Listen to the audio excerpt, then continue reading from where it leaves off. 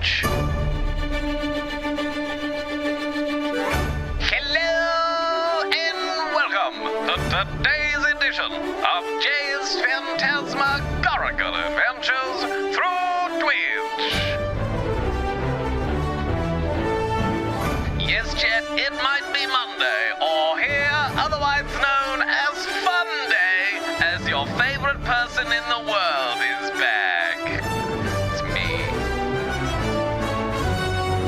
And so as the white stuff bombards the United States of America, and yes, I don't just mean the cocaine in the White House, curl up and be toasty. Yes, as Darth Maury contemplates the meaning of life with its hot chocolate or liqueur or perhaps some tea, I say, why not all three? And of course, chat, this is your daily reminder about the pandemic, but more importantly than that, the best thing to shove up your bottom is not bleach, it is indeed, cocaine!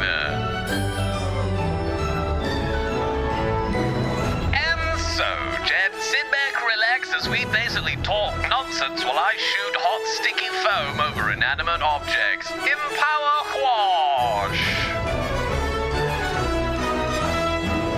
All of this and more tangential ranting today on Jay's Phantasmagorical Adventures through Twitch.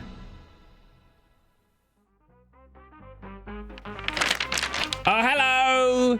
Hello, chat, it's me, Le Orange. Oh, see, now I didn't do my little, well, I did do my little physical tick, apparently, that I now have at the end of the introduction, but I did it before I was on camera, so I don't have to adjust my position, chat. I already did it. Hi! I already did it. Off camera. You see? In that little bit, today's Phantasmagorical Adventures through Twitch, and then there's like the little, you know, it goes quiet, and I fade up the music, right? That's when I went like that, and I see now I have to do it again. Fuck's sake. Hi chat, it's I'm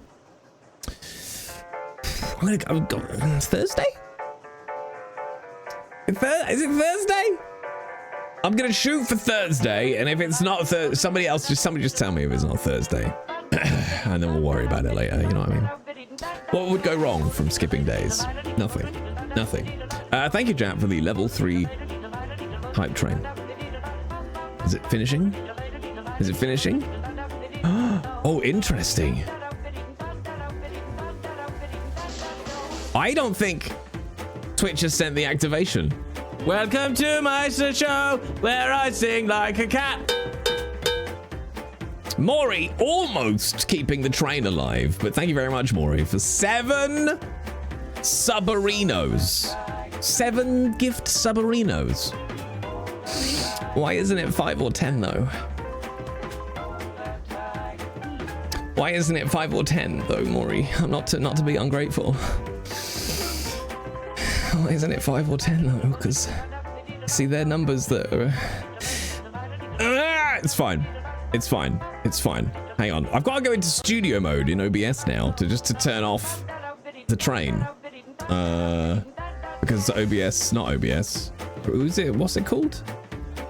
Is it that one? No. Wait, where's the hype train? Oh, you must be on the overlay. Are you on the overlay?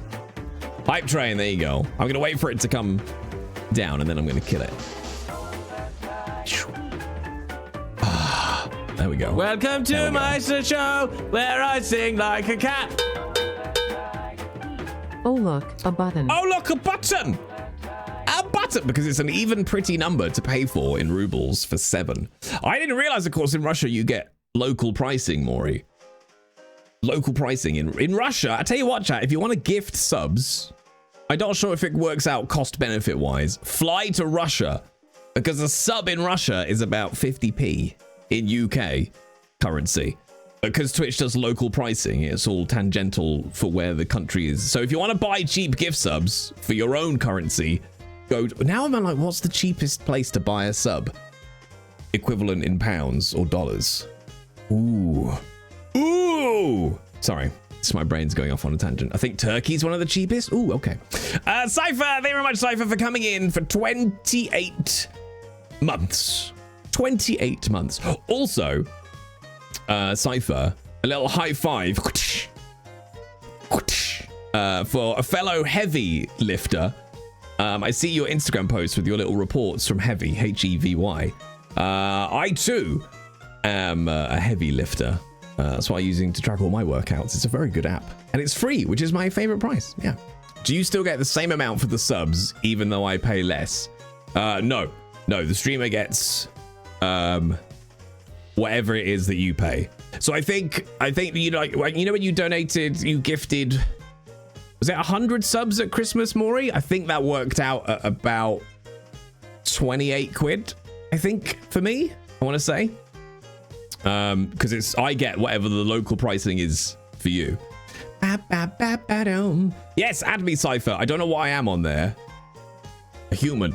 I am a human male. Yes, but yeah, by all means, add me on Heavy. Can you get a Turkish VPN and get it cheap that way? I want to say yes. Yeah, I want to say yes. Cypher, tell Jay to have CC available. I've got CC available. Don't you come at me. How dare you? It's a fully accessible stream. Yeah. Hang on. It's getting hot in here, chat. It says you don't. Well, take it out with Bezos. Take it out with Bezos. Welcome to my show where I sing like a cat. 30 freaking months of absolute nonsense. How dare you? What? Nonsense? Absolute nonsense? How dare you? 'Tis true, says closed captions disabled.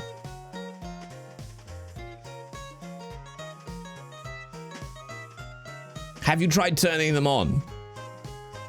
Have you tried turning them on? Closed captions enabled. Done.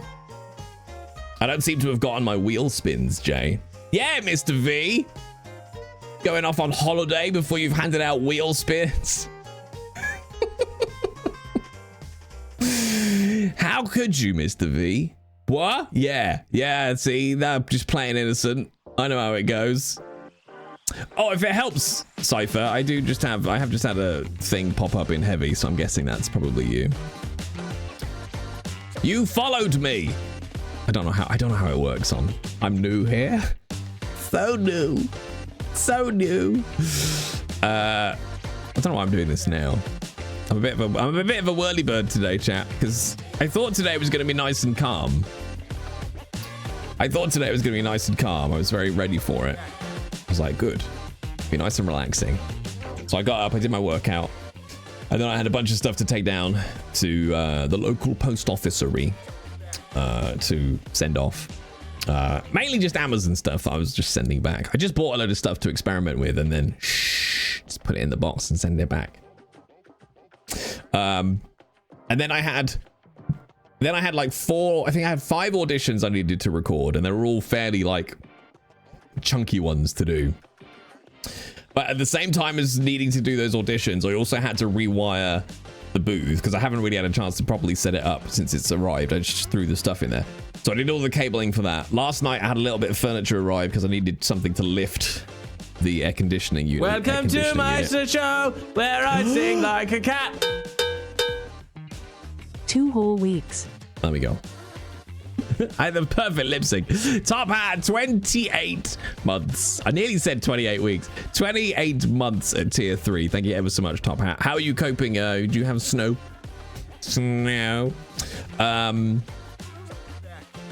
What was I saying? Oh yeah, so I built some furniture. Anyway, so I had to finish off the wiring there, and at the same time as trying to do all of that, the missing, like not the missing because they were never supposed to be there, but the additional foam panels I needed for the booth arrived. So I needed to get them cut and glued and put in place. And then while that was going on, one of the clients that I'm consulting with needed to have a couple of meetings with me, and we were booking in something for next week. So I've gone from being at home next week to not being at home next week for almost the entire week in the space of about 3 hours today. I think I'm in London 2 days next week and Brighton 2 days. No, London 3 days and Brighton 2 days. Whereas there was none of that at the start of today. So, you know, chat. It's been a day. And then I forgot that I hadn't done my press ups yet today. So I had to get those sorted out. But I've only done 65. So I've got 35 before bed. I am destroying my fucking shoulders, chat. My shoulders are so angry with me. But, you know, I just tell them to shut up and get on with it, so it's fine. But it's all right, because my push-ups fuck up my triceps more than anything else, so they can just shut up and get done. But it's fine. I don't know why I've started adding push-ups. I've added planks now.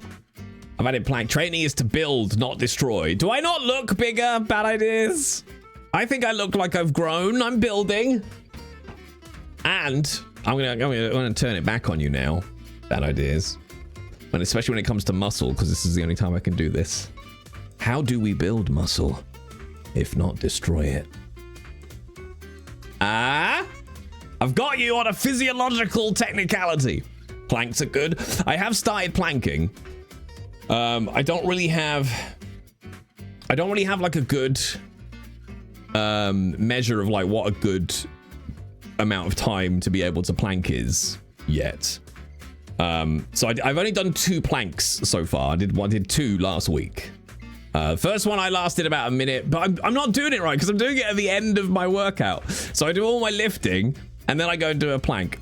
So the first one I did was about a minute 10, I think. And then I did one yesterday. That was a minute. I got to like a minute 35, I think. But I do it. The stupid thing was I did it yesterday after. Yesterday was all shoulders. So lat raises, front raises, tricep extensions, and then a plank. I like them. I like a plank because I like just having to hold it while your entire body is shaking and just wait until it collapses. It's really good. It's good fun. It's good fun, chat. And I went for I accidentally walked about 7 miles on Friday. I didn't mean to. I just went for a walk with a friend. And this is really interesting, actually, chat, psychologically. So normally when I go off on a walk on my own, I go. It's like 5 or 6 miles I'll do.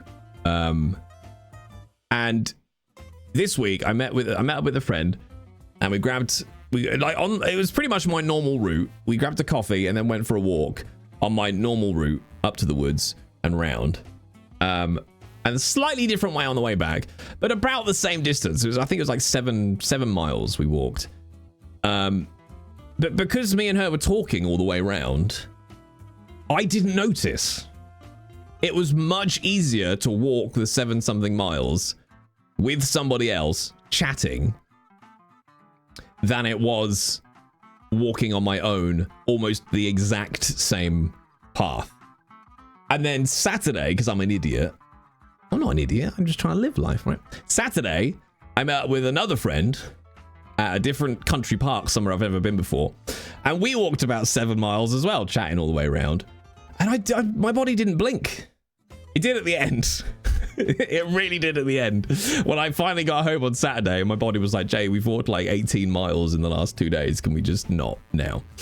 But yeah, like psychologically, we all know why it is, right? It's because if you're having good company and good conversation on a walk, you don't pay any attention to whether or not your back is hurting, whether your leg is tired or whatever, because you don't notice it. It's really, really interesting. Which I think is why things like, you know, running with music or listening to an audiobook while you walk or whatever, it distracts you from everything else. Re-planking, if you're doing it correctly and not making it easy on yourself, planking for more than a minute isn't overly beneficial for core strength. All right, Maury, show your working, please. Thank you. It's almost like we like companionship. Don't be gross. Don't be gross, Christina. Okay, people are still dreadful. But anyway, no, I had a lovely day Friday. I went for a very, very long walk and then spent 5 hours in a hot tub, which was, in retrospect, a really bad idea. My body was very happy, but it was a very bad idea. You shouldn't spend, it might have been nearly 6 hours. No, I think it was about 5 hours in a hot tub. But then I had gin. I tried gin. That was very good. I tried gin. That was very nice. I had a couple of gins on Friday night, and I didn't really have gin before. And it was like, I don't know what it was called. It was a nice fruity gin. Fruity gin. 5 hours, don't you get bored and pruny? Well, no, I wasn't on my own. To be honest, though, I could absolutely sit in a hot tub for 5 hours on my own. I'm a very interesting person. I'm really great to talk to, chat, even if it's just to myself. Just to myself. Sound like sauna into the cold sea. And does it count, Haggis, if I was in a warm hot tub and then had to keep getting out into the freezing cold air to walk to the house to go for a wee and then come back again? Because that was a little bit like cold exposure. That was quite good. Yeah. I get twitchy after 10 minutes in a bath. No, I am very, very, very comfortable on my own with no phone, no screens, no book. Like, I don't need anything. I don't need anything. I'm psychotic. I'll just sit there. I'll just think about things. I'll just ponder. What's it? I'll just contemplate my navel, you know? Was there any J left after that? I was pretty pruny. I don't like being left with my thoughts for too long. Do they get dark, Hannah? Do they get dark? My brain gets mean after about 30 minutes. Yeah, but again, maybe it's just me. It's the autism, probably. Can you just not think? I can do that. If I'm in a hot tub, I could literally just, like, you know, put my arms on the side of the hot tub and just not think. I just switch off. Just power down for, no, I worry about everything. Well, yes, but I mean, so do I, but only to a point. And then I'm like, oh, okay. Brain won't turn off. I cannot not think. To be fair, I go into my nothing box. Yeah, I go into my mind palace, except it's empty. No, to be fair, there are only 2 places. And to be fair, I wasn't on my own, so I can't guarantee this. I probably would get bored eventually, right? But, you know, I was chatting, so I wasn't really thinking about nothing. But I can absolutely, if I'm looking at the sea, there are only 3 things that, I thought I held up 4 fingers then. There are 3 things that will turn my brain off. A hot tub, 1. Water in general will. A good view. So looking at the ocean, looking at a mountain range, hugs. That's just for Wurs and Queen. Or head scritches. That's it. Head scritches. Head scritches is the most potent. If you ever want to put Jay into a coma, just scritch my hair, my head. Like that. I'm fucking gone. Comatose. It might as well be a little button that just says shut down. That's it. Jay's gone. So any one of those 3, they'll turn my head off. So you're a cat. Behind the hair, no, like top. Like a golden fucking retriever. Chat, what have we learned about Jay at this point? Just like, you know, just like in there. It's the only one of the very few things in the world that will just shut my brain off and I'll just be gone. Yeah. But he's a dog. I'm a golden retriever. Golden retriever energy. I don't know what we were talking about. Oh yeah, so anyway, I walked a fuck ton of the weekend. And I was like, I'm not gonna move. Jay is a good boy. I try to be a good boy.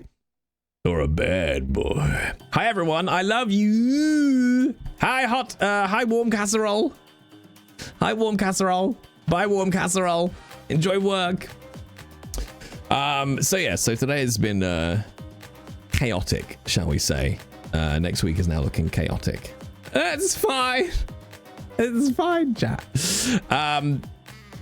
But I'm using some. So as you know, chat, I said, did I say? I think I said my mum's going in for surgery this week. So, you know, good juju for all that, please, etc., etc. But I am going to use the opportunity. I'm like, this is good because it means there's going to be like a week of a quieter house. And I have a new project that is going to require a lot of recording. So I was like, I've rearranged my week. So tomorrow I'm doing a play test of something that I'm working on, and then so I'm like, oh, Wednesday, Thursday, when the house is quiet, I'm gonna make a start on this project, because the house should be quieter. So yes, that'll be nice. And then I've got the kids Friday. And then obviously I got to talk to you lot, haven't I? Got to talk to you lot. Are we obligated to pay him the cheese tax? Yes. Why have none of you sent me have any of you sent me cheese at some point? You probably have sent me cheese. So somebody will have sent me cheese at some point.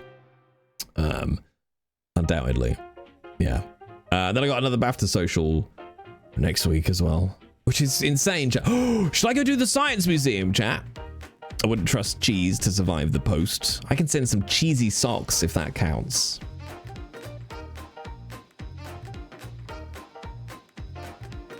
I don't want to. Can you send cheese internationally? If you can't, I don't want to live in this world anymore. You must be able to send cheese internationally.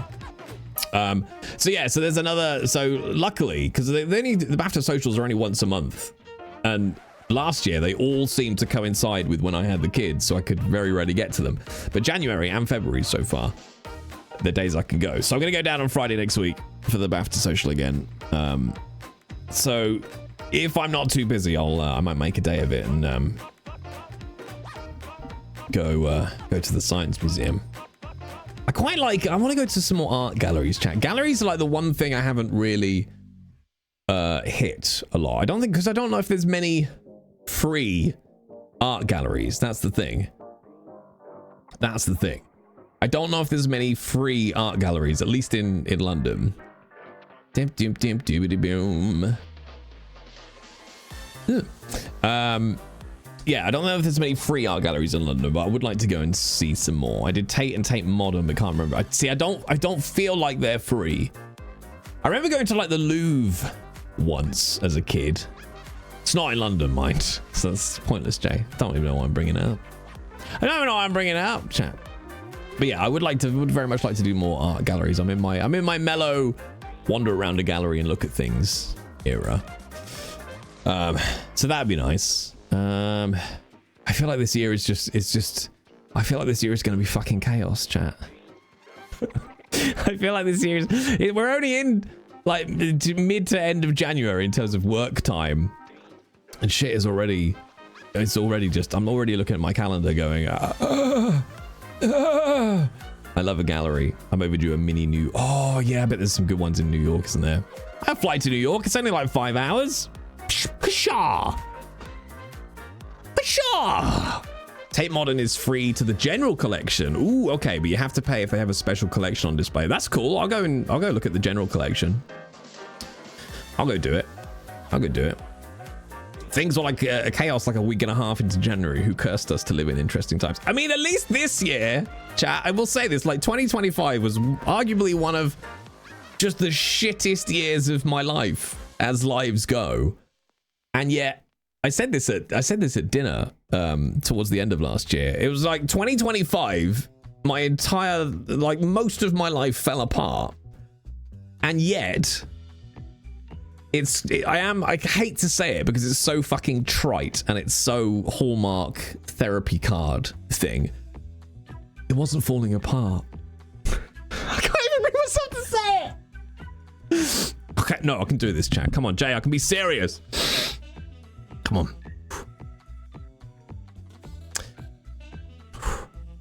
Everything wasn't falling apart. It was falling into place. Sorry, chat. I'm sorry. Hashtag blessed.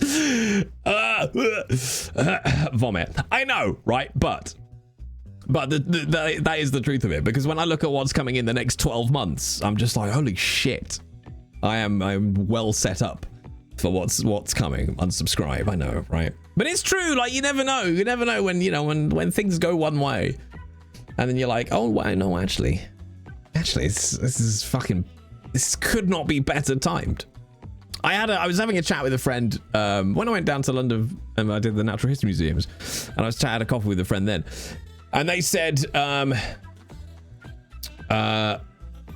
universe will kick you and it will keep kicking you until you move from the place where you're not supposed to be. And then if you don't move, the universe will just find ways to just kick you harder and harder and harder until you get the fucking hint, or things will just get terrible.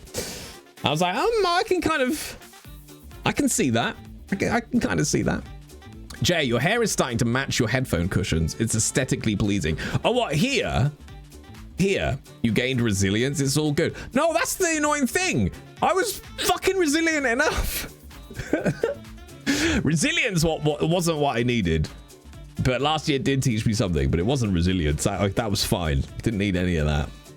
I like it. I thought you were talking about this color, Christina. Although somebody asked me the other day what color my hair was, and I was like, I don't really know. Gray now, I think, because it's kind of like I am technically blonde. I'm legally blonde, chat. I'm legally blonde.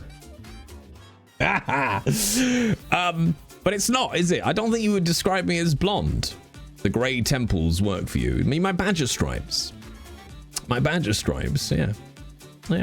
I like getting grey, chat, especially in the beardal area. I'm wise now. Dirty blonde, yeah. I think James blonde.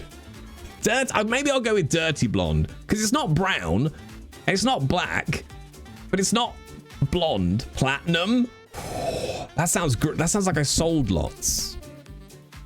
You're heading towards a silver fox. No, because I don't think I'm supposed to go for silver fox till I'm like 50s. That's like silver fox, right? I'm still a young, vibrant 40-year-old, right? Young, vibrant Targaryen J. That's all right. I like that. As long as I don't have to do weird. The Targaryens are into some weird shit, weren't they? Champagne. I'll go with champagne. Ash. Oh yeah, like my broken body. I like it. Are we frosting Jay's tips? Can't say that on Twitch. I don't think I could. No, I couldn't rock. I'm gonna chat for half a second. I was like, I could rock frosted tips. And then not even long enough to get to the end of that sentence, I realized how ridiculous I would look with frosted tips. Okay? But for a moment, I was like, I could pull it off.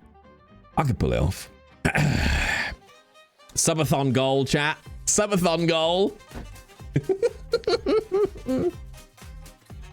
Don't you dare. The 3 most intriguing words in human language. Naughty's Beach Boy J. Yeah. Ba ba ba ba ba baran. Ba ba ba ba ba ba baran. I could do it, chat. I could pull off any look. I couldn't. But the good thing is, if I did frost my tips, just the tips, I could just shave them all off if I didn't like them. I could go skinhead now, couldn't I, chat? I could rock a skinhead. I can't rock a skinhead at all. No, my hair's already thin enough. Has anyone ever pulled off frosted tips? Yeah, but only out of hatred. Only because they fucking hated them. I mean, they were of their time, chat, weren't they? What were frosted tips? 90s? Noughties, rather? Depends on the shape of your head. I mean, I have had a shaved head. I say shaved head. A very close to shaved head before on stream. Like a number 1, I would guess. Like a number 1. I reckon. I could rock it. I've had a buzz. I don't even know if it was as low as a buzz. There's clips of it with me having questionable hair. Late 90s, early noughties. It was a very boy bandy thing, wasn't it? Let's be honest. It was a very boy bandy thing. Right, chat. I just need to respond to something that has come in. Can I do it in the time? Can I do it in the time it takes to play a montage? Or shall I just put on the clip machine? I can't decide. I'm gonna put on the clip machine, chat. Hang on, just because it's an urgent work thing. Let me put on the clip machine, and then I will BRB once I've just typed. Because I can't type and think at the same type and talk at the same time. So enjoy some clips and I will be RB.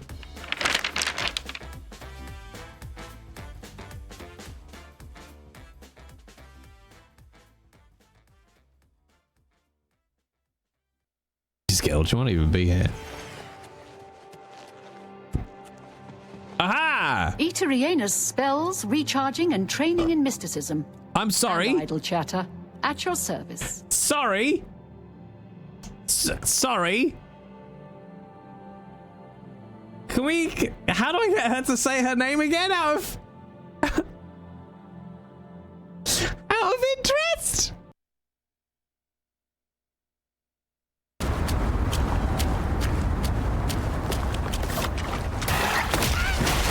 You little cunning shit!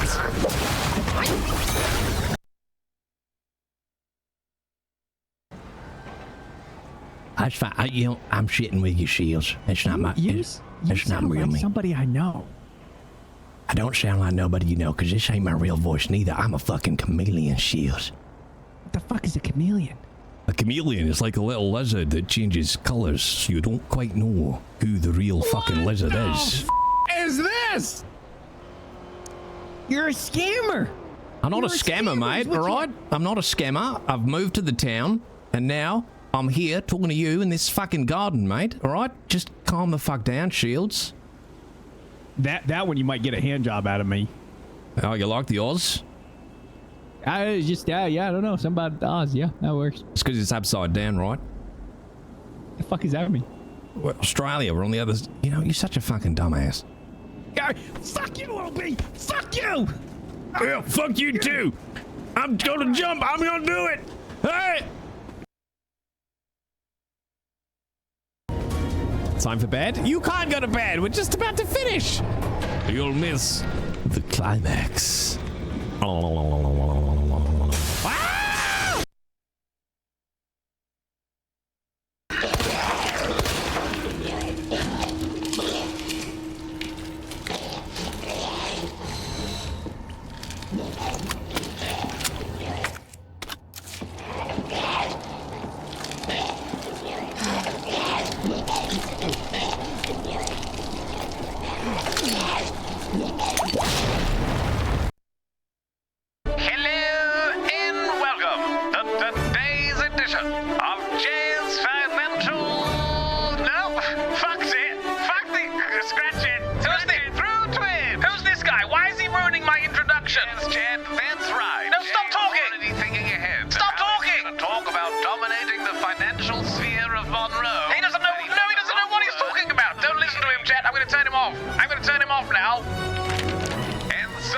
Ah! Did you get it, chat? Did you get it? We need a doggo cam. He doesn't come in here. Hi, chat. I'm back. Hey, it's me. Eat Uranus. Oh, Spiky. Also, hi, Spiky. Did you not? Were you not here for Eaterianus? Eaterianus. Oh, do you mean Torgal, Christina? He is. Where is he? Oh, let me get Torgal. Hang on. Oh, wait. Welcome on the adventure.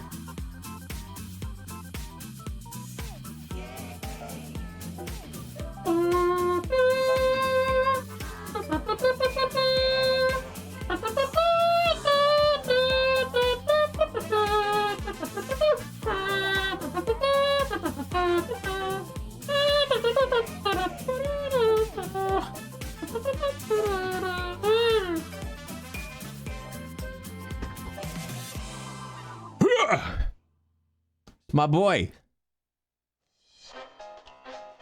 My little boy. I love my dog boy. Oh, drop me. Can I pet that dog?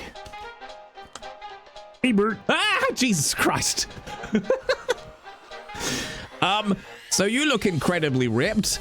I'm very impressed. Thank you very much. Thank you. Just hide my shame behind there. I mean, I've been working at it. It's 4 months of lifts. 4 months of lifts. Agreed, you are looking fit. Well, thank you, chap. Thank you. Hi, Jess Doodles. I've been working at it. In fact, I think, because Heavy tells me, I think this week I'll hit my 50th workout, which seems that's a lot in it. That's too much. But yes, lovely Torgal. Although I need some advice, chat. I don't know if I've got, because yesterday, right? Okay, look, he's still a little bit wet. Is it this? Look, I need like a fabric glue for his eyebrow. Brush him. Maybe he doesn't like being brushed. No, but I had a weird thing, okay, on my penis. Oh, no, wait. I had a weird thing. So I bought some new pajamblas, right? I bought some new pajamblies. Have you heard of needle and thread? That sounds like a lot of effort. I just want like prick stick or something. So this is my theory, right? Because I bought new pajamblies and I noticed over the last 2 weeks, because that's how long I keep betting on. Any longer than that, no. That on the side of the bed that I lay, there was like this, it was really slow, which is what was made it hard to tell. Like a bluish tint started appearing on the sheet. Now, to my knowledge, neither my skin nor my piss is blue. So I was fairly certain I was neither pissing the bed or leaching from my own skin onto the sheet. And then I started to notice that Torgal was also blue in the face. So that's why his eyebrow is a bit fucked. Because I put him in the washing machine yesterday. That's why he's not brushed, because he's only pretty much just dried from yesterday. Didn't wash them first. Is that what it is? Is it because I didn't wash the pajamas first? That's for losers, chat. Winners turn their sheets blue. Okay? I'm just saying, winners turn their sheets blue. Like, I don't ever wash clothes before I wear them, if they're new. I wash them in between, right? I don't wash new clothes before I wear them. I don't clean up cups that I buy from a shop before I use them. I don't clean pans I buy from a shop. I just use them. And then they get their first wash after their first use. So do you think that's what it is? But the stupid thing is, the pajamas weren't even blue. The pajamas weren't even blue. So I don't know what it was. You don't clean cookware or dishes after buying. Cursed. Haven't been ill in like a year. All right. Right. Picture of fucking health. It's a good idea to wash first, not just because of dye not stinging, but also because of chemicals in production. Fuck it. Fuck it. Just eat. Just eat, live, pray, love. Is that the book? I'm not sure that's the book, is it? Doesn't mean blue dye wasn't a component of the dye. Oh, that's exciting. That's exciting. Helps the immune system. Exactly. Look, all right. I grew up in the era where we would just eat mud, chat, okay? We would go into the woods and we would just eat dirt, spiders, bite each other, you know, just generally be feral, just put mud in our eyes and up our ass, you know? We're fine. We'll drink from hose pipes, gutters. You know, we were fine. Our generation built the 5-second rule. That's fine. We had blue towels for 6 years now, and they still run when we wash them. I do hate that. I do hate clothes that no matter how much you wash, the dye just never fucks off. And now we know where Jay's 6 months coughs comes from. How dare you? How dare you? No, because I found a cure for that now, kids. It's called antihistamines. Yeah. Just riddled with mental illness. No, mine's all right now. I'm just the perfect human. We'd fall from walls and concussed ourselves and just, meh. I did that at least 3 times, Mr. V. All the scars I have on my head, like this one here. I got one here, and then I've got like, I don't know. There's another one. I don't think you can see it on camera. It's like up here somewhere. That was from running into my nan's kitchen. That was from falling off of the top. I mean, probably wouldn't be allowed to make it these days, but the top of like... Who grew up in... I can show my age now. Well, I'm not, but... Who grew up with a school playground, first and foremost, but in the era where all your school playgrounds were basically just scaffolding. They had no soft edges whatsoever. It was just some metal scaffolding poles connected up in some kind of shape. And they were just like, yeah, just fucking go climb on the scaffolding, whatever.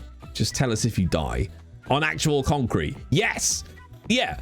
So this one up here, I fell off the very, very top of one of those scaffolding playgrounds. And the general consensus from the adults was, he wasn't far enough that you bounced. So off you go, pop home. All right, good. Yeah. If you didn't bounce, you didn't have to worry about it. Yeah. Slides that were about 10 feet tall. Yeah, but just went like down like that. Yeah. Slides that would melt your skin off. Yeah. Oh yeah. Yeah, that was the shit, chat. That was the shit. Also, Aratastico, thank you very much for the folly. Folly? It was folly to follow. See, chat? Wordplay. The rocking horse that would knock you out if you got too close. Yeah. Did you also play the game, chat, where, you know, you get the big... I like just chatting streams, chat. You know when you get the kids, like, you sit on it and it's on a massive spring. So, of course, you would do the thing where you would pull it back as far as you possibly could and then let it go. I very much enjoyed those. They were very good because you'd always try and see if you could encourage your friend to come over and then they make them take a unicorn in the crotch. Do you know what I mean? Yeah. Did you ever yeet your friend into the abyss on a seesaw? Standard. Yeah. Yeah. You see how far down we could rock on them. Yeah. Yeah. I mean, especially for young boys as well. You always had the can I hit my friend in the nuts with a seesaw? Yeah. Yeah, that was always a thing. Also, ZS wants the Star Wars mission, Jay. Sort it out. Sorry.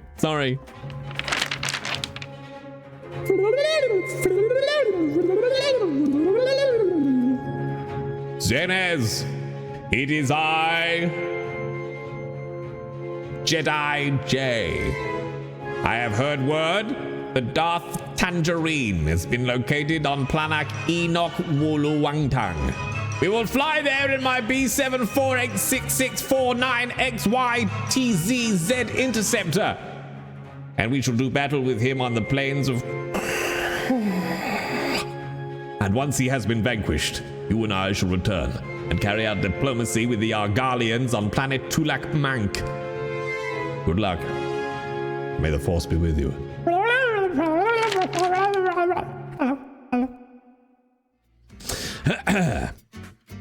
I'm an orange. Crush injuries on the witch's hat. Wait, hang on. Why do I know the witch's hat? Is that a piece of playground equipment? Witch's hat playground. How do you spell the name of those planes phonetically? Oh, that's a witch's hat. I never knew that's what they were called. Okay, yeah. They were good. Witch's hats were good. I liked a good witch's hat. But yeah, so you'd always try and hit your friend in the nuts with a seesaw, or you would you'd do the terrifying thing, right, where you would walk up the seesaw. So you'd have like 3 people on, 2 or 3 people maybe, or 2 people on one end, right? And then one of you would walk to the top of the seesaw and be stood up, not sat down, and then you would have the terrifying choice, because your mates being dickheads would obviously be like, we're just going to jump off, so that you'll just go like that. Or you have to jump. So it's basically jump or be pushed. Yeah. Jay, do you know that really long slide in Downs Barn in MK? Let's have a look. Let's see if I know it. Downs Barn. Milton Keynes. Milk and beans. What if I just Google slide? Huge slide at Downs. Oh, have I been? Oh, it's just like really familiar. I've never been to Downs Barn Park. Hang on, chat. Let me get this up on stream. Let me get this up. I feel like I've either been here, right, or I've just I've just seen. There you go. Or I've just seen slides like this. Wee. It's part of the. Oh, it's off the red ways. Oh yeah. Okay. No, bizarrely, I can think of. Longleat. This is bizarre. Okay, so the reason I think this is really bizarre. The reason I think I know this park is because there is a play park in Longleat, right? That has a slide exactly like this with stairs going down. It has this sort of stuff in front of that slide, and it has a hill like this going up to the left. Which is why I was like, oh, have I been here? But no, yes, those are deadly. Those are the ones that will you yeet people into the strings, into swing. Well, if you time it well enough, you can proper take one out. Strike. Yeah, you can proper take somebody out. Oh, I want to go to a park now, chat. I want to go to a park. There's so many things I want to do. So many things I want to do. I'm pretty sure those swings weren't there when I was a kid. How dare they? K.O. Those are the ones. Oh, shorts on a sunny day. The trouble is, right, I always used to find with slides like that, you either went down them at 1,000 miles an hour or you didn't move on them at all. And I can't figure out if what changes it. Is it the clothes I'm wearing? Is it the temperature? Is it the material they've made the slide? Because there didn't really ever seem to be much of an in-between. You either went down it like shit out a drain pipe, or you just went and just never really moved. Combination of the things. I have been taking great pleasure in one of the, just to get serious for a minute, right? One of the most important things I think is, as my role as a father, is to teach my son proper flume technique. I think there's a lot, obviously, especially as a male role model to my children, that I can teach them. But first and foremost, it's how to get maximum speed down a flume. And I did take great joy a few months back of taking my son to my childhood swimming pool, actually, where I went when I was a child, when I first learned to flume, and teaching him the shoulder blade technique, the shoulder blade and heel technique, the push off, just seeing his enjoyment just go through the roof. Flume. Wait, hang on. Okay, so what do Americans and Canadians not call it a flume? Flume. Minimum contact. Exactly, right, Spiky? Ideally, no more than 3 points of contact at any one time with the flume, right? And I don't know. What is a flume? Okay, well, you're spelling it wrong for a start. Hang on. Is it a water slide? No, it's a fucking flume.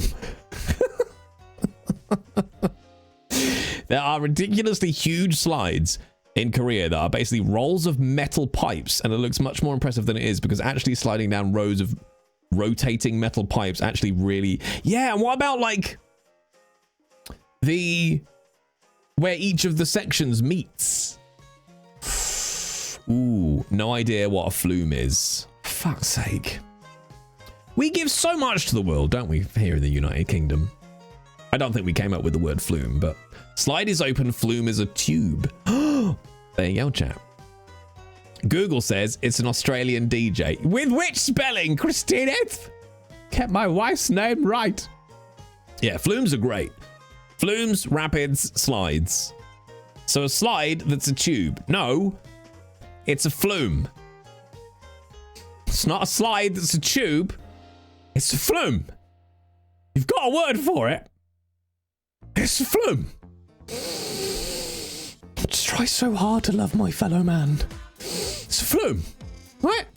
It's a flume. To be honest, sounds like you made that up. Look, Catherine, I've intrigued you once. Don't make me do it again. I like, so it's a water slide.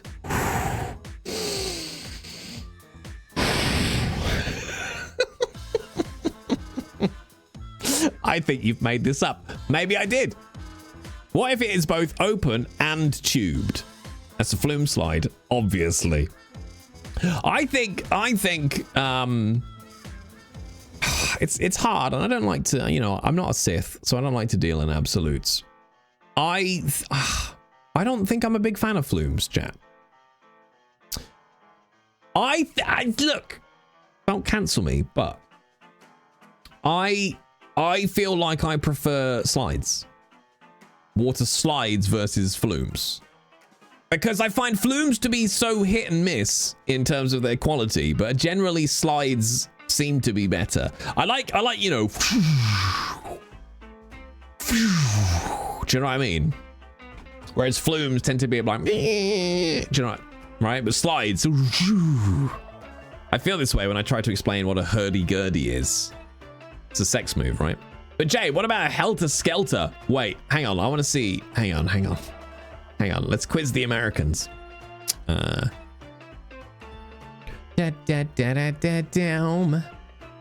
Okay, America.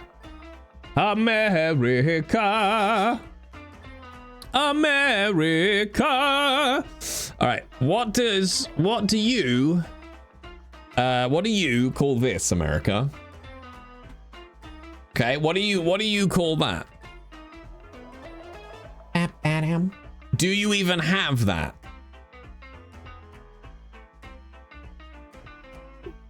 I kind of put this, nothing. Ooh, what the fuck is that?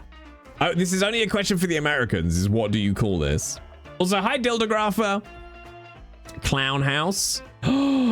Oh, America. That's what you find at a fair/show. See, Queen gets it. Is this just like it's just not an American, you know, Canada thing? So I kind of put this, I don't know where it originates from, actually. It's obviously, because it's not an English thing. We just have them here. But I kind of put this into the same category as Morris dancing, right? It's very quintessentially English in terms of my memories of being a kid. But it's called a helter-skelter, as some people have said in chat. And basically, it's just hollow inside, other than the stairs. So you would just go in, you would walk up the stairs, and then at the top, you get given a burlap sack, and you sit in the sack, and then you slide down, whee! And then if you're lucky, you don't die or go off the side. But yeah, helter skelter. And yeah, you'd get them at like fairgrounds, carnivals, all that kind of stuff. Helter skelter is the term for when things go off the rails, which is ironic because it's actually quite a set path. Ha, America. But yeah, I kind of put that, it's then like, you know, Morris dancers, maypoles, helter skelters. Yeah. But again, very, very, very English. And to be fair, I don't know if I've seen, I don't know the last time I saw a helter skelter. I've never seen a burlap sack slide in that shape. It's always been a straight wavy slide. Ooh, okay. I'm gonna look at, come on chat, let's learn, let's do it. Let's learn together. Let's do helter skelter slide. Because if I Google helter skelter, it just talks about the song. Let's see. History. Okay. Ooh. Oh my god, it is a British thing, chat. The first known appearance of the helter skelter was at Blackpool Pleasure Beach in 1906. I had it in my head it was older than that, which survived for 30 years until 1935. However, the ride's development began around the turn of the 20th century, when a helter skelter was built on Great Yarmouth's new Britannia Pier. There you go. A helter skelter was also present at Dreamland in Margate, Kent. We don't do theme parks here. We don't. We've got Legoland. That's it. I will concede with great vigor that America does theme parks much, much better. Mainly because they've got space and money, and they're just loud as a country. So they, you know, they can do big and brash and annoying, right? Very well. But their theme parks. Diggerland. Wait, no, I forgot what we've got here. we've got, and I need to go to it, and I don't remember what it's called, right? Is it called the Golden Retriever Farm? I don't know what it's called. Golden Retriever Experience? I just gotta say that Japan is better for theme parks than America. Yes, Gene. That was why I sort of, if you watch the VOD, I vaguely hesitated and then made it America does theme parks better than us, because I've never been to Japan. I really want to fucking go. But my suspicion was that Japan would do theme parks better than America just because of how like tech forward Japan is.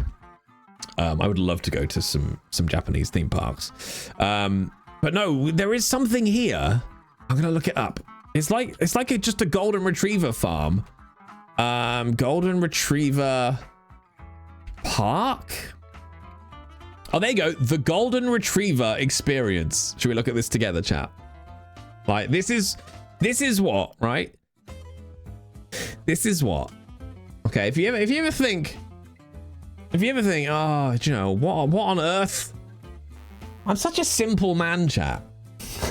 I'm the easiest person in the world to get presents, right? I just like really easy stuff, okay?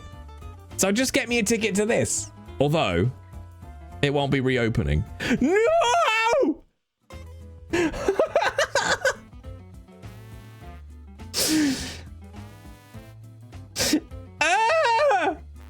Okay, but it was a golden retriever experience, and I think they just had like a fuck ton of golden retrievers. All you did was just go there and touch golden retrievers all day. That was it. That was the entire experience. It was just a massive park just full of golden retrievers.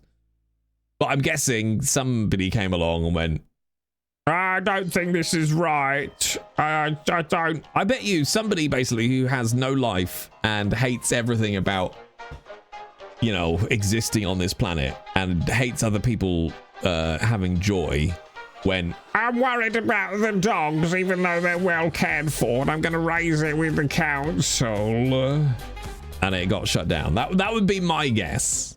That would be my guess. But yeah, just a fucking farm full of golden retrievers. Okay, what happened with the golden retriever experience?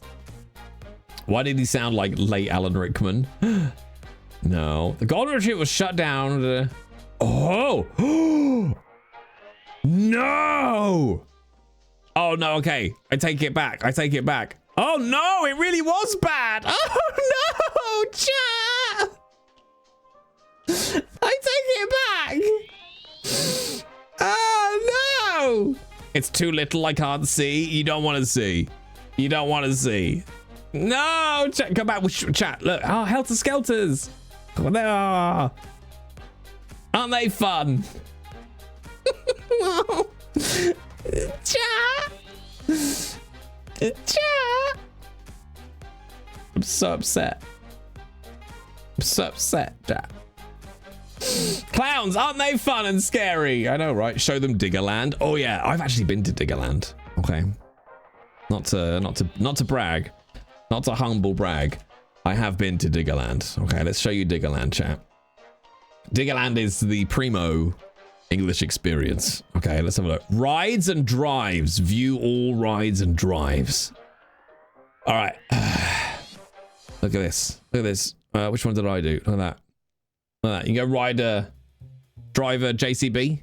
Driver JCB, chat. Is this just child labor? No. It's adult labor too. Okay, it's a little bit child labor. Shh. Just a little bit. Just a tiny bit child labor. Look, don't worry about it. All right. The more you question it, the worse it gets. Okay. Just a little bit child labor. So yeah, so you can ride a JCB. All right. Look how happy he is. He doesn't look like he's, being exploited.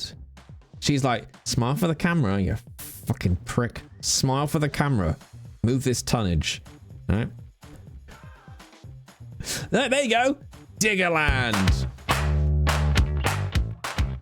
Yeah. We're digging it, chat. We're digging it.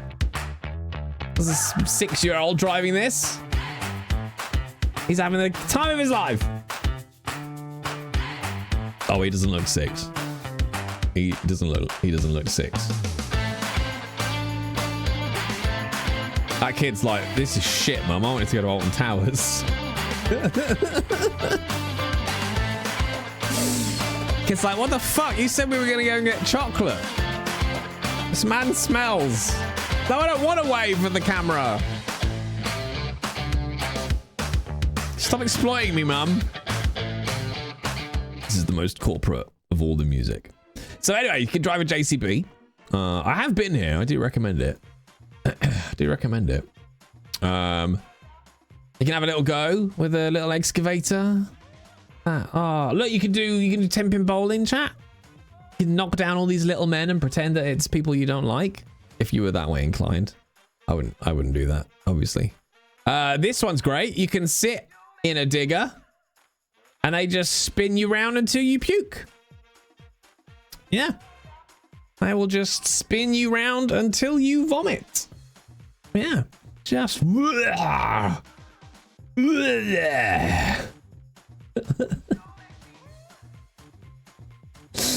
very good, isn't it? It's very good. Oh, hang on, wait. Oh, wait, there was a video of it. I'm gonna mute it though because I'll probably get pinged with like what do you call it? Copyright strikes, won't I? Where is it? Here you go. Look how much fun all of these people are having. I want to get off.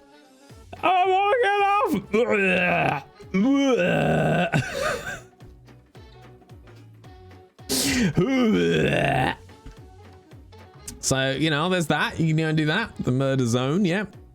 You could pull up to 3G. Oh, look, Joyride. He's nicked it. Look at that. You can steal a police car. Get the full British experience. What do you think? What do you think, chat?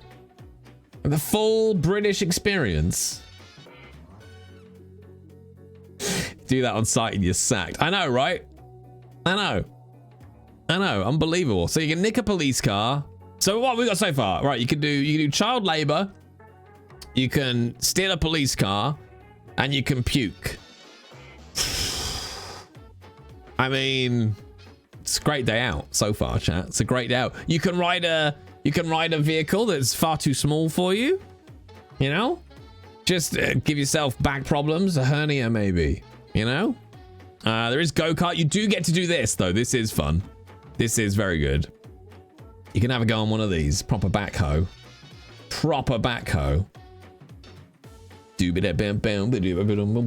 Why even go?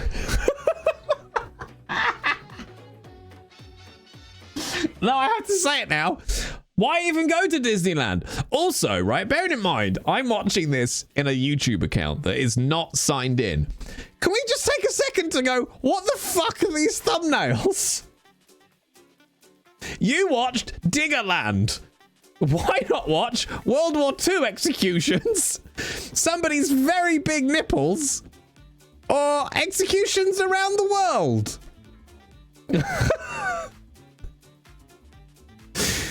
Jesus, the internet is such a fucking hellscape. All right. See, I'm smart, chat. This is a whole Chrome profile just for streaming because it's not signed into anything. She could be cold. She could. Maybe she should put some clothes on and she'd be all right. Oh, Jesus Christ. Why is the internet so dreadful? Well, let me show you this. I think that's it. Oh, look.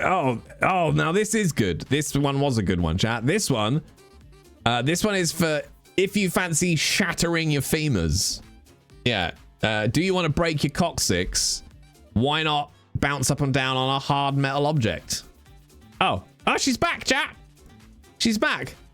Best oddly satisfying videos. There you go, apparently. Yeah. Why not shatter your femurs? Herniate a disc. Why not? Enjoy it. Should we see how much Diggerland is, chat? All right, before we pre-book tickets. Okay. Before we pre-book tickets. I want you to guess the price. I want you to guess the price before I click in.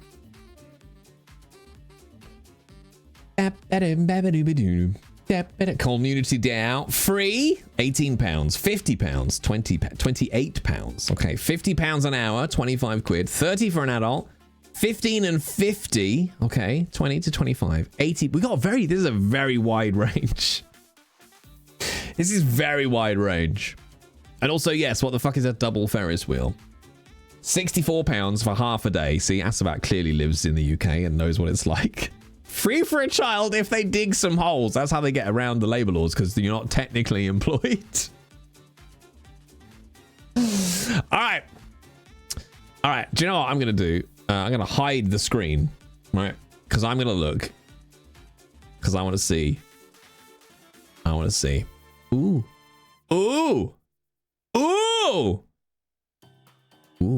Okay. Are you ready, champ?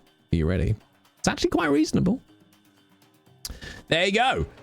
Adults and children over 90 centimeters. I love that it's based on height. So don't be a tall child. Yeah, I just went to bookmark the nip video. Yeah. So 26 quid for an adult. Children 90 centimeters and over. Free for children under 90 centimeters. Yeah. There you go. That's not too bad, is it? 26 quid for a disabled visitor, which, I'll be honest, seems like a stupid thing to call out because it's the same price. I feel like they could have saved themselves a row. Do you know what I mean? Also, that feels like that should be cheaper because how do you know they're going to be able to go on all the same stuff, right? After a certain height, you have to pay for the percentage chance of being trampled. I think so. Yeah. It's because of the carer? Yeah, but the carer is listed separately. But this is where my autistic brain goes, is what if I'm just a disabled carer, but without a disabled person with me at the time? Can I just go for free anyway? And be like, no, yeah, they're at home playing cards. I've just come for a day out. Just thinking about it, chap. But look at what you save by pre-booking. Look at it. £12. £12 more expensive for not planning, chat. Not planning ahead. That is a lot. That's a 50% increase in price for not pre-booking. But wait, there's more. 50% increase. 50% increase. Well, online is an extra £5. Wait, where's that? Pre-book your tickets. What do you mean? Wait, what? Online is an extra £5. I think that is ableist to ADHD people. No, I think ADHD... I'm sorry, but ADHD people can plan shit. I know producers in video games who have ADHD. And they're very good at planning. Oh yeah, group 20. So okay, so chat. Okay, look, we need 20 people from the community to sign up for Diggerland. All right, because look at the savings. Look at the savings. All right, £5 full back in the pocket. All right, back in the pocket. All right. Me. All right, we got 3. We got 3. That's almost as much as 2 tins of baked beans. I know, right? 4. Sorry, add me in. That's 5. 25% of the way there, chat. Who's coming over from from America, Canada? Is that enough saved to buy a drink while you're there? Probably not a pint. No, you could get a pint for under a £5, just about. Somewhere. Sway and I will also go. See? I reckon we're there, chat. I wonder what... What?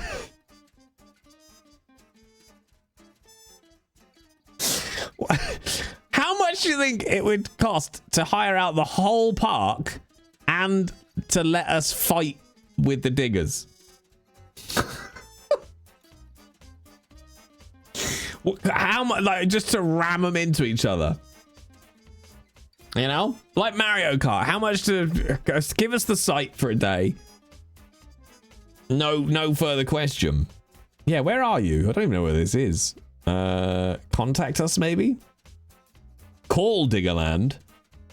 Write to us. Yeah, but is that also where the oh, there you go. Look, where are our Diggerland parks? There you go. Oh, no, we got chat. We could do a tour. We could do a tour, couldn't we? Look at this. There's one in Kent, Devon, Yorkshire, Durham. Due to recent events, Diggerland is now closed. Yeah, the retrievers kept getting on the diggers. Carnage. Yeah, conveniently located at a digger site. See, I've been to this one. You know, honestly, I can give it Jay's stamp of approval. Diggerland, Devon. Been there. There's one in Kent, which is fun to say. Let's be honest. Can't talk to Yorkshire or Durham.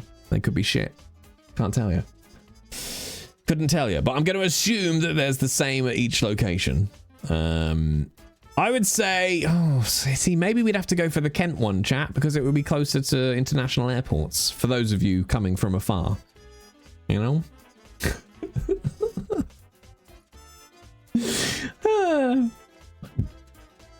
Yeah, see, look, we've got a couple for the northerners, you know? Could give you something other to do than just, you know, moan about southerners. So we could do that. All right, chat, I think it's all. All right, Louise Edelanunu. Louise Edelanu. I'm gonna reach out for a corporate event. Do we want to talk to Amy Watson maybe for bookings manager? You know, or Shireen Garvin Mack. Little marketing opportunity for Diggerland here. I'm just saying, Shireen. I have upwards of 53 viewers. You know, I'm just saying. You know. Not everyone's got these kind of numbers to bring to bear, all right? Would you like to make a cool £200? Diggerland. Email the CEO. I think you're right. I think we should just go straight to the top. Yeah. Ask us. May I know your name? No, wait, we got to keep it. We got to keep it secret for now. I am here to find what you need. What are you looking for? I'd like to hire the entire park for a day. Did you mean? Do you have baby changing?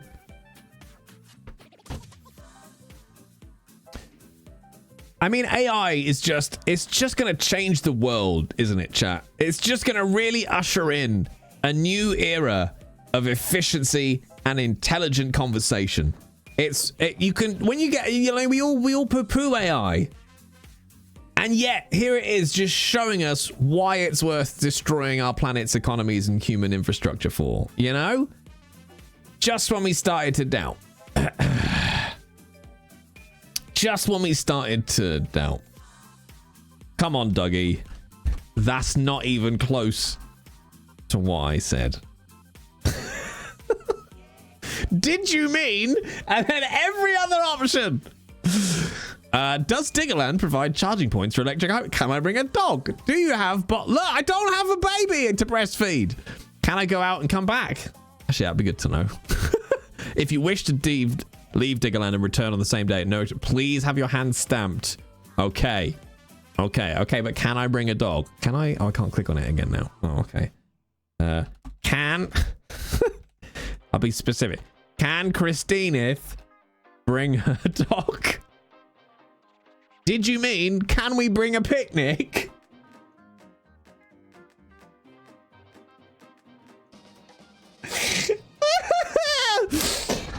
I've literally asked you a question you already have.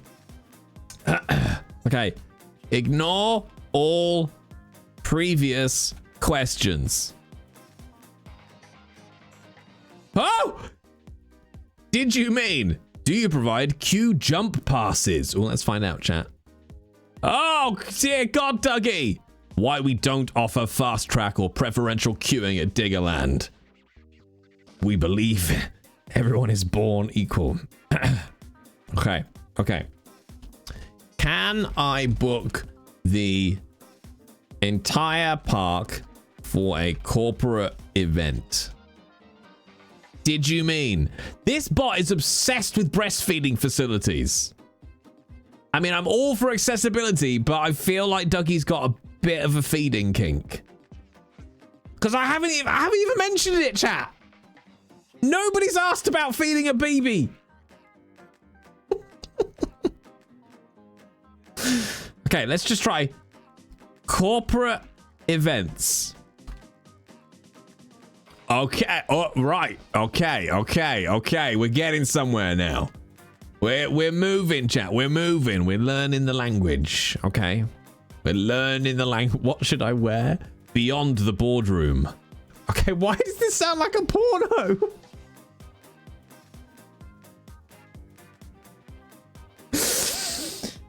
Why does this sound like a porno? Beyond the boardroom. Yeah. Beyond the boardroom. Unique corporate events and team building at Diggerland. When it comes to corporate events, the traditional boardroom or hotel conference suite no longer delivers impact.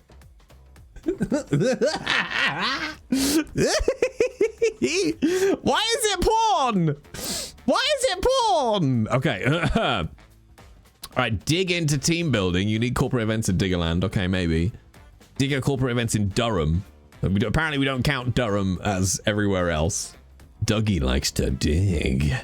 Okay. Let's see. Let's have a look. Oh, look at this. Okay. Unique corporate events in Kent. Okay.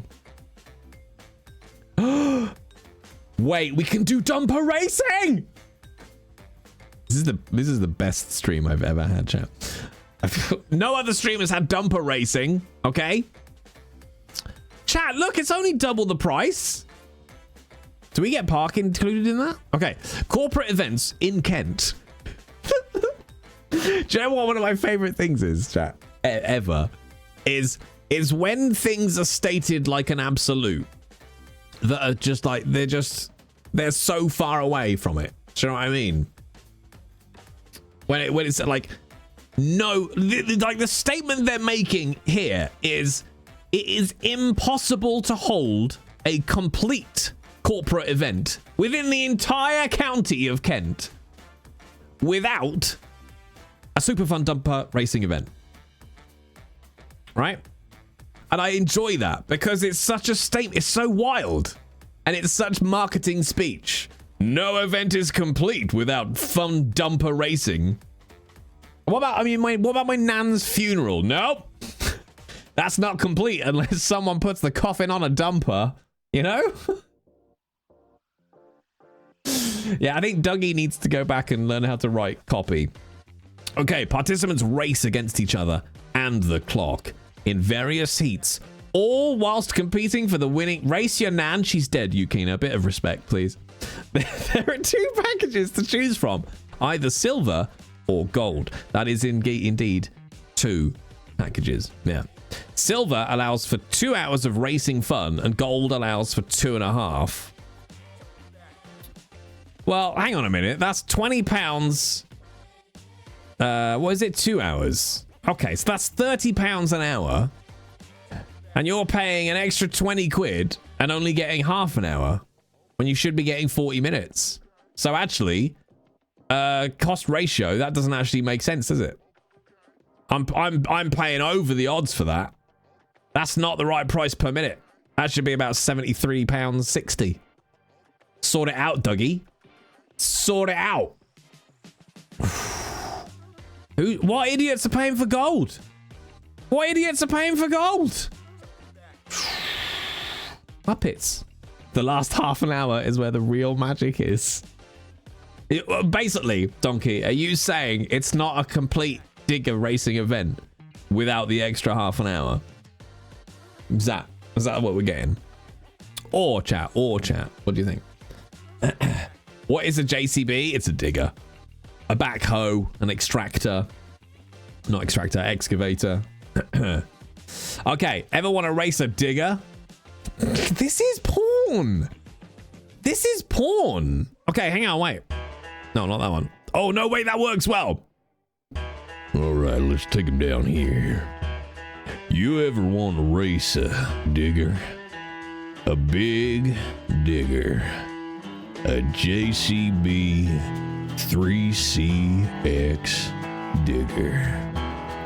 Well, we can make it happen at Diggerland. Oh, yeah. Right?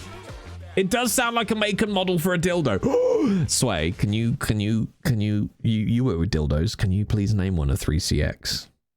And then marketing wise, you can make it, it can be a triple headed, we'll call it the 3 cocks, but shorthand, it's 3CX. Can we please make this happen? Please, for me, I need this. I feel like getting a dildo named after me is just the break my life needs. This is the backhoe.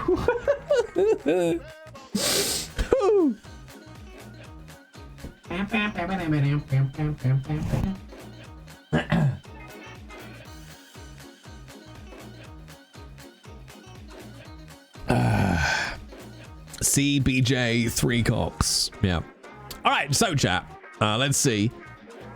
Participants racing these awesome monster machines in a unique corporate event that will rock your brains. No, that's an aneurysm, Dougie. That's an aneurysm.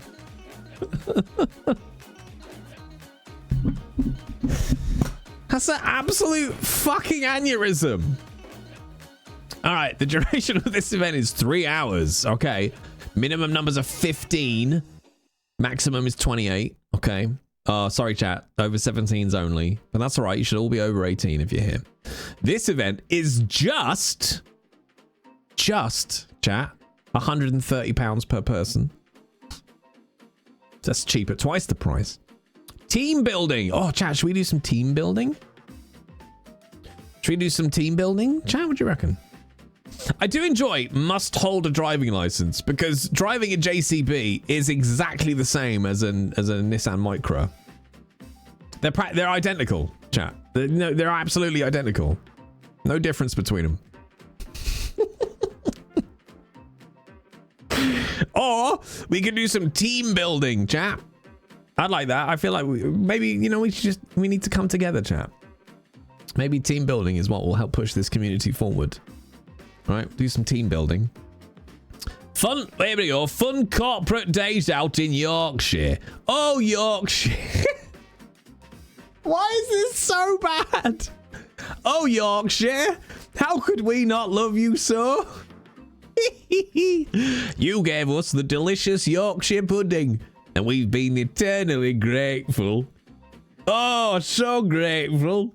This region of the country has unique written all over it. So, if you're looking for unique corporate events, you've come to right place. Located in Castleford, West Yorkshire, this Diggerland Park is right in the middle of 2 popular hotels. To the southwest, you have Castleford by Accor. To the southeast, you've got Premier in Castleford. Prices are very reasonable and range from £40 to £80 per night, depending on room size and time of year. Diggerland, Yorkshire is completely set up for corporate days, with a huge meeting room complete with projector and screen, as well as tables and chairs.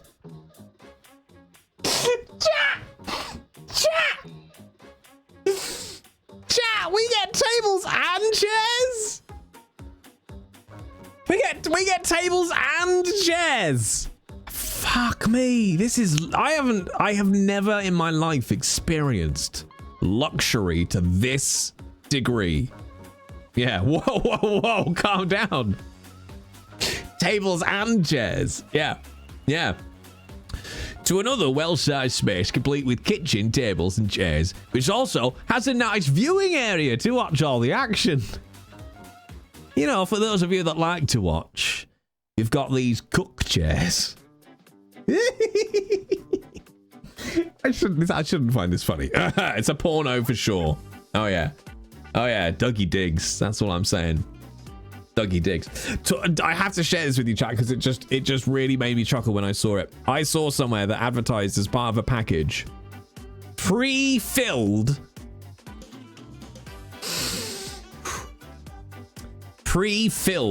water jugs. Oh yeah. Not only do you get a jug of water, but that bad boy has been pre-filled. Oh yeah. Somebody was just like, fuck, I need like 2 extra words in this marketing copy. Just call it pre-filled. It just made me chuckle. With what? I mean, water, presumably. Hopefully. Maybe. All right, here we go. Dumper racing at Diggerland, Yorkshire. Race 12 and Dodge the other participants in one of the most exciting and thrilling events of the year with dumpster race. Dumper racing. Dumper, not dumpster. Dumper racing. There are 2 packages to choose from. Silver and gold. Silver allows 2 hours of racing fun and gold allows for 2.5 hours. The minimum number of participants for dumper racing at Diggerland, Yorkshire is 12 people. The maximum number of occupants is 24. Silver package price is $57.95 per participant. And gold package $79.95 per participant. But it's not worth it, is it? It's too much money. Yeah. As opposed to filled afterwards. That's a very good point, Hannah. Yeah. So we don't have to go to the well ourselves to fill our jugs. What luxury. Oh, this is tricky, chat. Maybe we should do Yorkshire.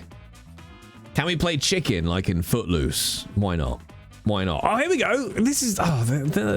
they've laid it out for us, chat, okay?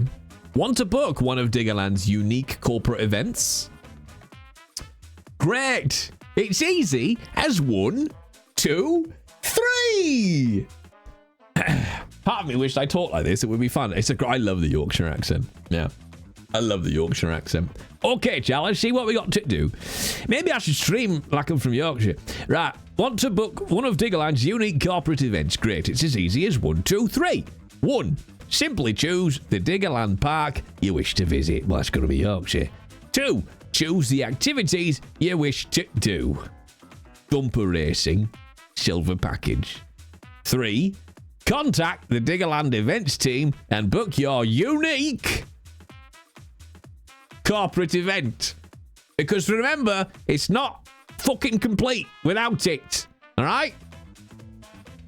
It's not complete. Dougie fucking says so. Right, come on, Dougie. Hello, Dougie.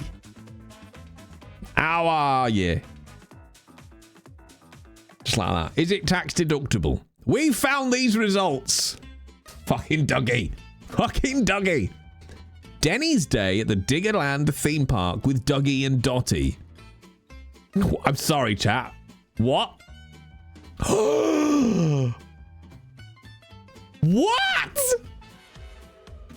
Well, you better believe we're going to be reading some of this. All right, chat. Settle in. Are you ready? Charlie FM coming in your ears. All right, here we go. All right, chat. Are you sitting comfortably? All right, hang on. Let me see. I got to find. Let me see if I can find something suitable. Let's have a little look here. All right, come on. We're going to learn all about Dougie and Dottie. Story time. Let's see what we've got here. Oh, no, all items. Music. Here we go. Kids story.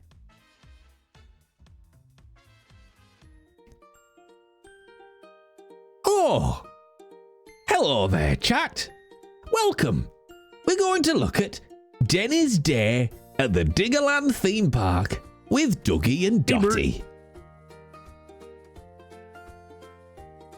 I want you to die, Anubis. One day, whilst cleaning the diggers, Dougie got a phone call from his friend, Denny. Dougie hadn't seen Denny for a very long time and was excited to hear from him. Hello, Denny. What a lovely surprise to hear from you, said Dougie. I'm in danger. Hi, Dougie. I just wanted to let you know it's spread. I've got 3 months. Oh. Oh. Stuck a doctor, chat.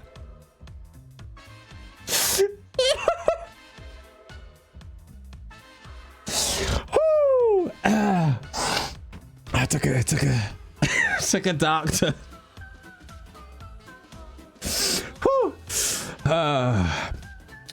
It was nice while it lasted. I've just noticed something though, chat. I've just noticed something. Look.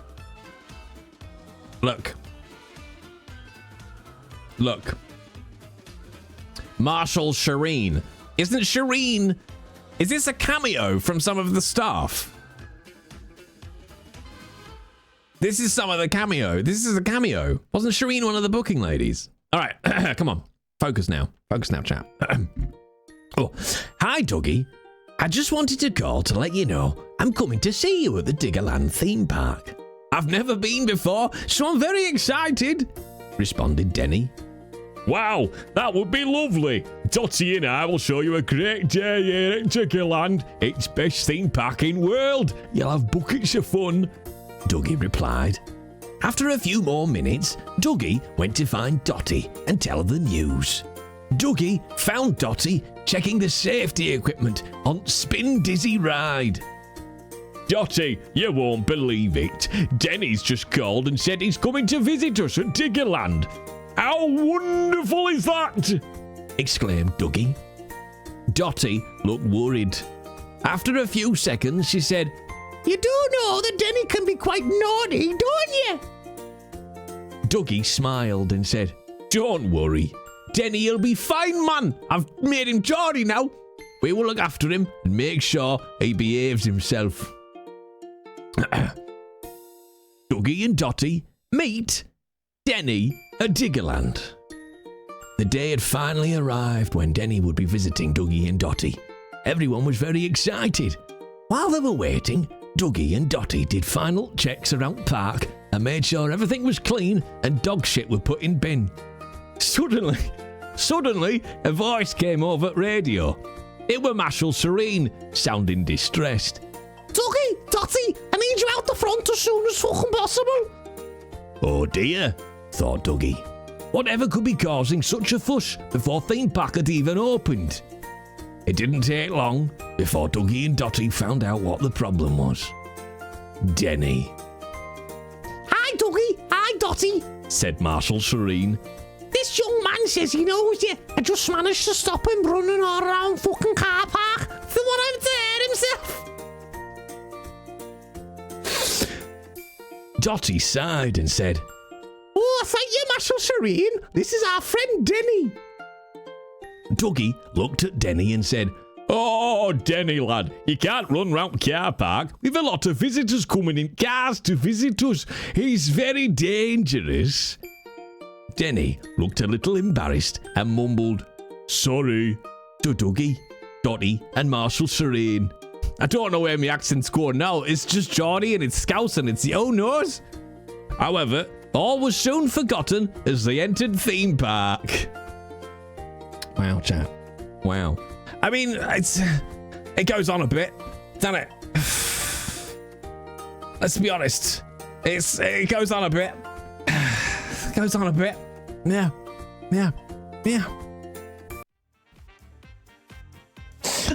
I can't believe they wrote little stories. Wait, Denny had an accident? Wait, does he? Oh my god, after they come off the ground shuttle, Dottie suggested they go to the dig-in for some lunch. Denny got a little excited. I know what it is, I'll see you there. Denny started running in and out of people. He's in Kev. Oh, he fell over, chat. Oh. He fell over. Denny. He's always running. He's always running. Right, chat. We've had a solid about hour of content out of Diggerland. I need to go for a piss because I've overexcited myself. Enjoy some clips. And then we'll look at other theme parks. We'll have a look at what other theme parks we might go to. Back in a minute, chat.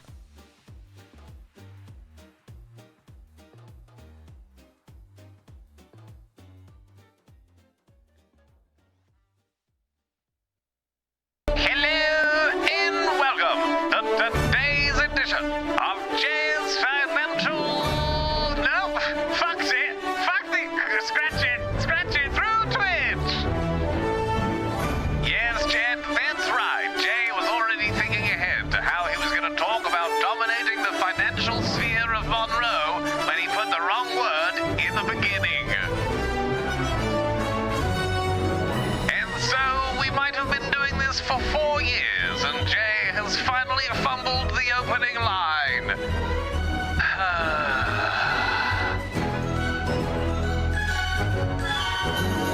And so, with the president set, it's time to just lay down and stop all of this nonsense. Just time to grow up, really.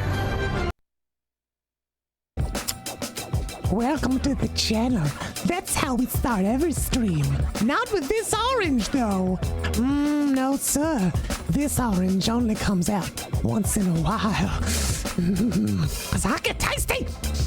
Tasty for oranges and human flesh. It ain't gonna work no more. Now I'm the demon orange, though. This is a different side of me that comes out when the lights go off. I too like the taste of human flesh, but only once it has been barbecued.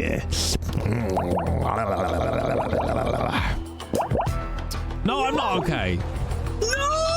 No, I'm not okay, meow. And I haven't been okay for a long time. Okay? Hi. Hi there. It's me, everybody. You remember me? I'm going in here to sell my dresses. Yes, I am. You ever seen a lady sell her dresses to another lady? I'm gonna do it. Feel free to browse, friend. It's nice to see a new shopper. I was afraid I lost any hope of new business ever since Thorinir opened up. Well, then you better give me a good deal or I'm gonna burn your fucking shop to the ground. Yes. Jensen, I'm gonna This hack better your be brain. You like coercion and bribery. Oh dear. That's just not funny. That's quite funny. What's it called, that small fish, the orange one that no one wants? Oh, you mean Magikarp? Yeah, Magikarp. She'd be like a Magikarp just on her side all the time, going along like. I mean, it's better than being Lickitung. You know about Lickitung? Oh, yeah, lick your tongue, yeah, definitely. You don't want Lickitung, Magnus. That gives you the, you get the forever herpes. Yeah, can't have that. Yeah, you know, you fuck with Lickitung, you're done. Yeah. What's the one that can transform into you know, whatever you want it to be? Is it Ditto? Ditto, yeah, Ditto. That's that one. I'd be a master criminal, you know. Yeah.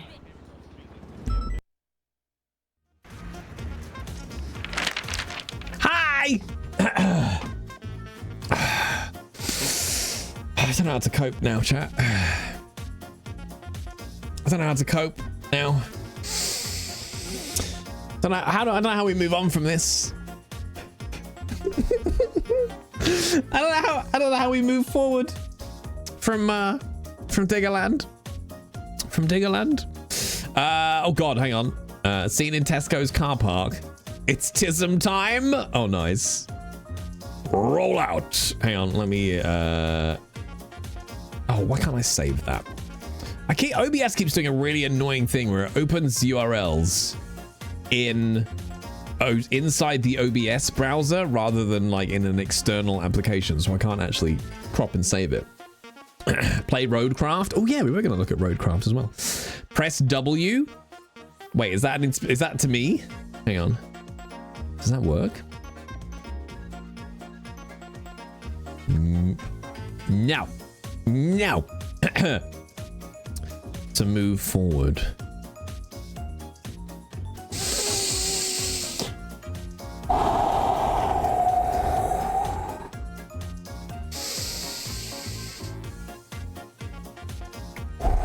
Baited. I was. I was. Why am I watching a YouTube short? Here we go, Robbie. Oh. You want to go on that, Robbie?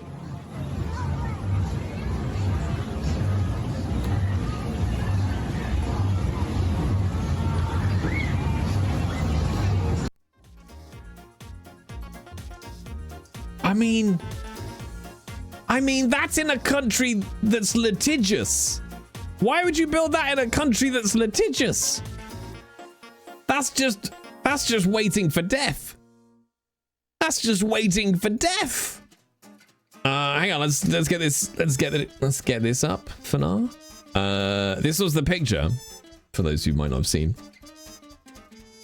It's tism time. How is that? Phil, there you go. Roll out. Bigger diggers. You were on that for hours? Did you sue? I'd have sued.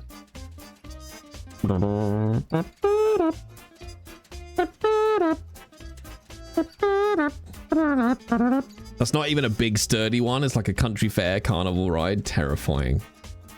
Terrifying. Terrifying. Right, chat. I'm all energy out now. I think that's it. We'll just call the stream there, shall we? We'll just finish it there. I don't think we need to discuss anything else. Does anything else come up? I don't think so. So we're all going to Diggerland. We accepted that. Oh, I did find, by the way, none of you care about this. Parks and Rec is still streaming in the UK somewhere for free. Most importantly, so I may be on a Parks and Rec rewatch now. Yeah. Thought you meant Diggerland. I need new socks. I've got Back to the Future socks on today, chat, because Yukina got them for me, and they're very, very good. Yeah. Yeah. So is Dougie a digger or a human? Dougie is a AI chatbot. I love Parks and Rec. Parks and Rec is very, very, very, very good. It's very good. But yeah, it's on a streaming service I didn't even know existed until I looked up Parks and Rec. It's called You in the UK, and it is literally, it plays ads, and other than that, it's completely free. Completely free. We started the James Bond movies last night. We watched Dr. No, and we'll go in order. Oh, I tell you what, chat, that's what we could do for a start for 10. Because I actually haven't watched the Fable gameplay yet. I haven't watched the Fable gameplay yet. Let me go and grab the links. Who sent it? It was you, wasn't it, Worth?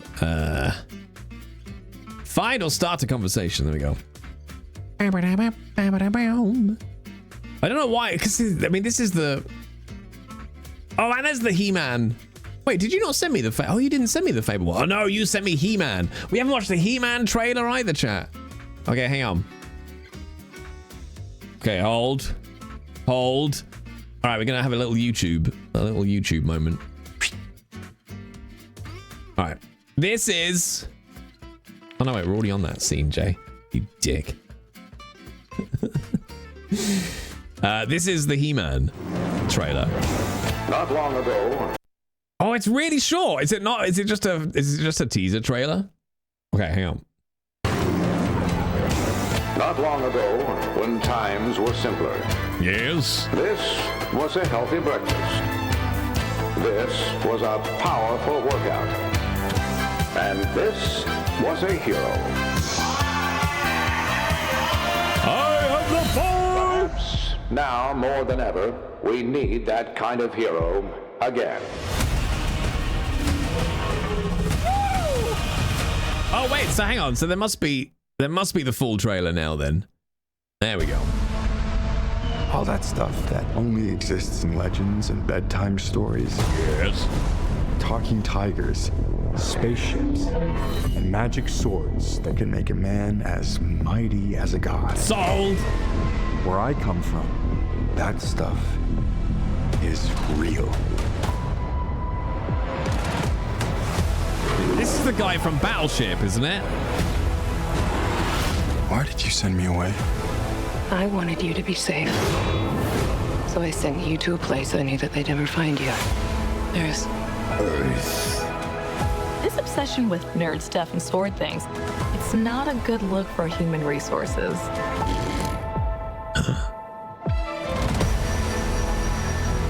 I know it sounds crazy, but that sword is gonna show me the way out. I don't think that is him, actually.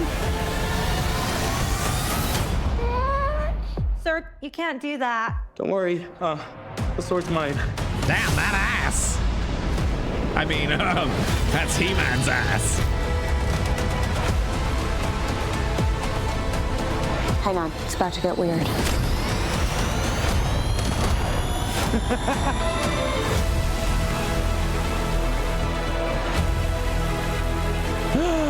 Oh, the tiger! What was the tiger called?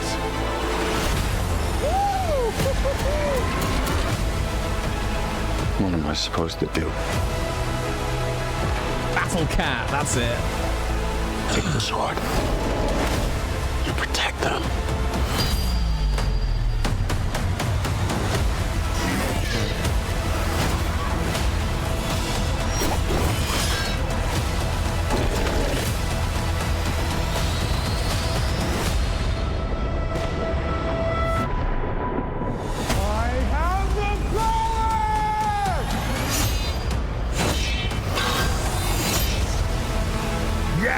Okay, honestly, this is pretty cool.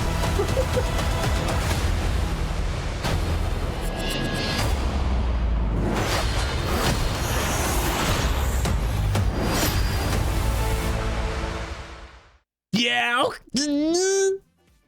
Okay, I'm kind of down for that, chat. I'll be honest.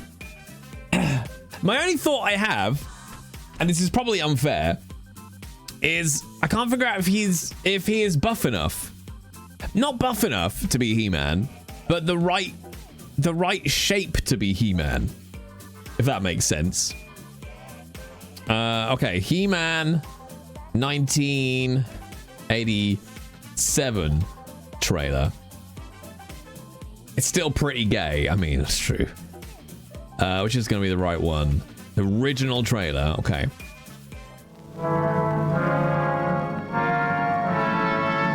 Yeah, he needs to be a Dorito. He's not quite Dorito. Where legends are born. Where the light confronts the dark. A world of incredible mystery.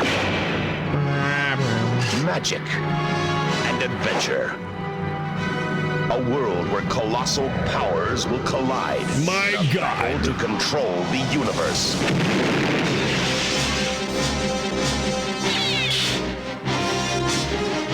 I love it, chat. I love it so much.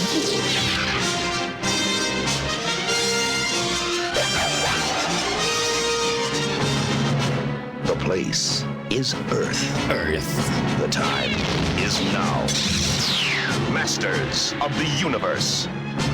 Dolph Lundgren is He-Man. Frank Langella is Skeletor. And Meg Foster is Evil Lynn.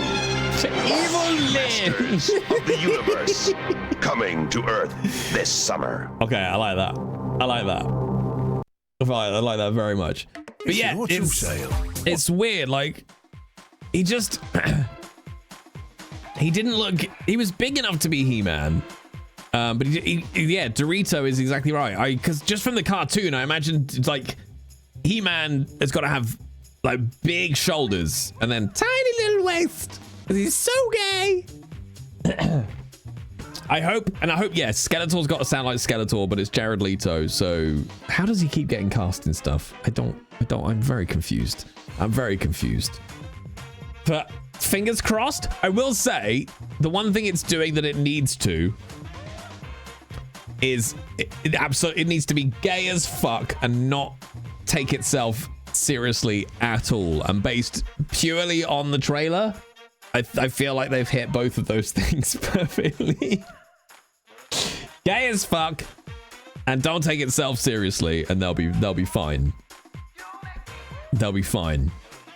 All right, let's see. So this is because I haven't caught up on this yet. This is Fable gameplay trailer. I haven't watched this. I love Fable. I haven't seen any of it, so let's see what I think of it. In Albion, heroes are special, different. They're stronger than regular people. Just like the classic trilogy, heroes in our game fight with a combination of strength, skill, and will. Seamlessly blending melee and ranged weapons with magical abilities gives us style weaving. Okay, you've kicked a chicken. That gets you a little. Allowing you to show off your personal playstyle.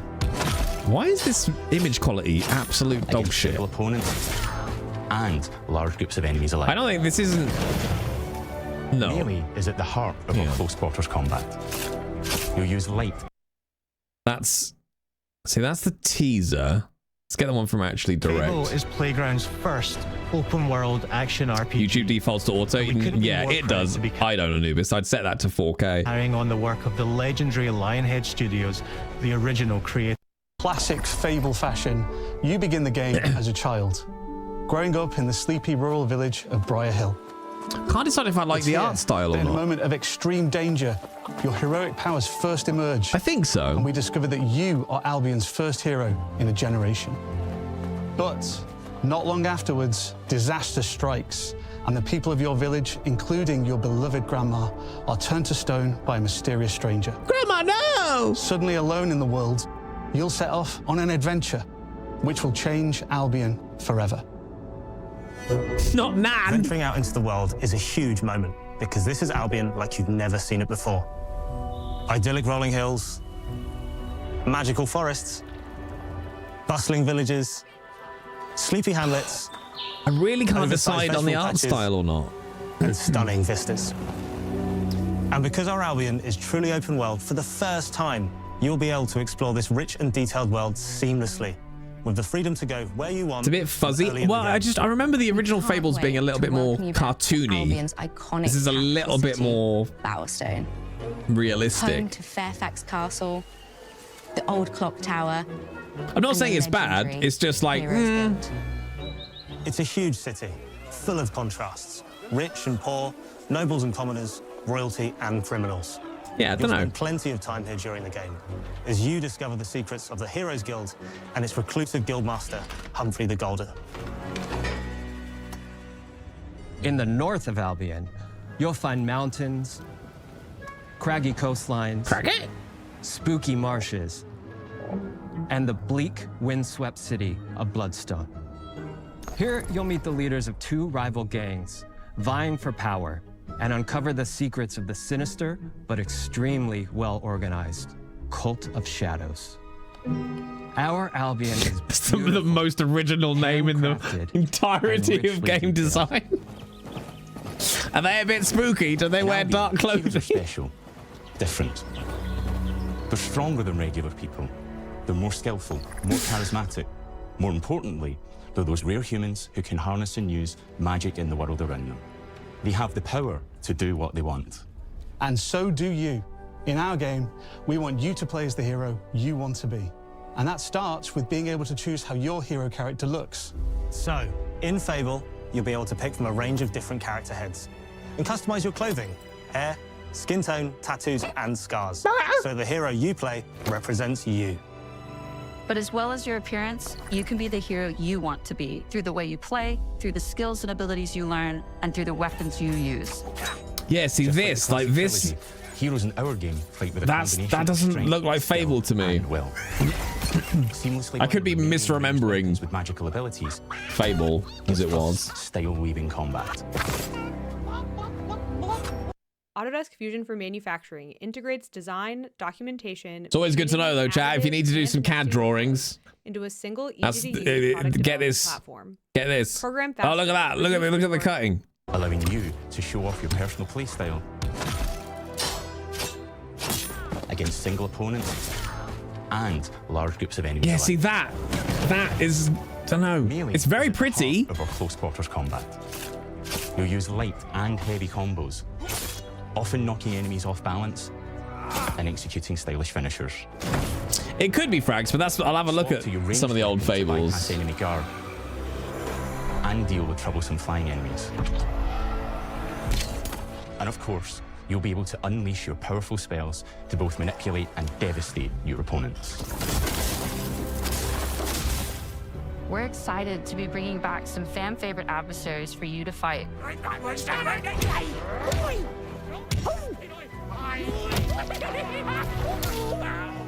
pubs are back, as are Balverines, Hollowfolk, and Trolls. And we're adding brand new enemies too, like this fearsome cockatrice, a giant fire-breathing chicken. Each enemy family is different, with their own weaknesses to exploit and defenses to overcome. But with all the unique tools in your combat toolbox, how you defeat your enemies is up to you.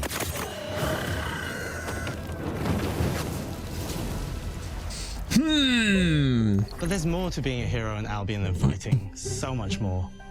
Yeah, I'll be honest, it's very weird the Playground got given the so many of their stories Fable IP. It was a very weird choice. The normal, everyday stuff which happened when you interacted with the people of Albion. For me, what I remember most vividly are the inhabitants of Albion and the things you can do with them or to them. The crazy thing about the classic Fable games was that in the middle of a sprawling RPG was almost a complete other game where you could just mess around with the villages and townsfolk. And we've built that same experience in the middle of our game too. Buying a house, getting a job, making some money. Getting a job? What? Romancing a villager. In this economy? Married, having kids. Fancy a date? Perfect. You can get to know me better. No, I'm all right, thanks, Chuck. Buying another house. Buying every house in Albion. Buying every business in Albion. Getting rich. I'm gonna be a property magnate. A bunch more people. Having a bunch more kids. Probably getting divorced along the way for good measure. And this game within a game is unique to Fable. It's systemic, interconnected, and you see the ripple effects of the things you do everywhere you go. Landlord simulator. Only if I can kick him out onto the street, though. The people who live in Albion, who we call the living population. There are more than 1,000 of them, and every single one is unique. Each of them has a name, a role, a daily routine, and their own personality. Oh, you could follow. I have to say, maybe this is just me. That has just exhausted me immediately. Here are 1,000 NPCs, each with their own name and their own. I'm fucking exhausted just thinking about that. Just give me like 5 good ones. 1,000 NPCs. I'm already knackered. I'm already knackered by that. Any one of them for a day and just watch them live their life. They'll get up, go to work, spend some leisure time on hobbies, then go home to bed. But what's even cooler is that you can talk to every single one of them in fully voiced conversations and interact with them in loads of different ways. Maybe the job they go to is working for you because you hired them to work in one of your businesses. Ah, good. Hey, working hard? How can I help you, boss? Maybe the bed they sleep in is in a house you own. Kick them out. Because you're the landlord. Or maybe their bed is on the street because you evicted them. Stupid artists. Oh, it's you. You're awful. And all of the stuff you do affects what they think of you. You're a legend. Because everything you do builds your reputation. Very impressive. Now that's an hero right there. Morality has always been super important to Fable. That tension between good and evil underpinned all of the original games. And morality is central to our game too. But we have a slightly different take on it. Yeah, get wrecked. For us, morality isn't black and white. Nice. There are lots of grey areas. And importantly, morality is subjective.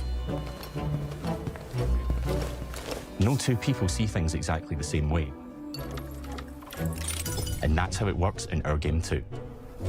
Everything you do earns you a reputation. And every person in Albion will have a different reaction to you as a result. Hello there. Yeah, we get it. You're rich. They'll remember things you did directly to them. They'll love you or hate you for the choices you make. And they will always tell you why. Although, usually from a safe distance. Our game will never judge you. But the people of Albion will. Loudly. Imbecile. Your reputation is created by the choices you make. And you are going to make a lot of them. Big choices, little choices, moral choices, and some choices that will actually change the landscape of Albion for the rest of your game. We call this idea, Your Choices Change the World. Let's give you an example. Early in the game, you'll meet a character named We call this. You've just described what it is. We created a system where your choices change the world. We've called this Your Choices Change the World. We're back at Diggerland, chat. Dave, an egotistical gardener in a rural village who discovers a magical growth formula. He accidentally turns himself into a giant and becomes a big problem. It'll be your job to deal with him, and ultimately it will be your choice whether to kill him or to spare him. If you kill him, his giant corpse will lie on the farmland just outside of town for the rest of the game. And that spoilers is going to affect house prices. It will also affect what a lot of the villagers think about you. Especially Dave's sister. In Fable, the choices you make will define you. What does being a hero mean to you? At Playground Games, we've built a pedigree for beautiful, immersive, open-world experiences. Yes, they've typically involved sports cars, but this is a passion project for all of us here. Every member of this team, which we've built from scratch, has two key things in common: a deep love for the franchise and a burning desire to bring it back.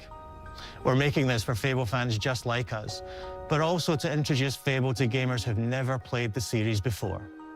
It's been great to finally tell you a little about the game we're making. There'll be much more to share as we get closer to our launch. I'm excited to tell you today that Fable is coming to Xbox, PC, and PlayStation in autumn 2026. From all of us here, thanks for watching.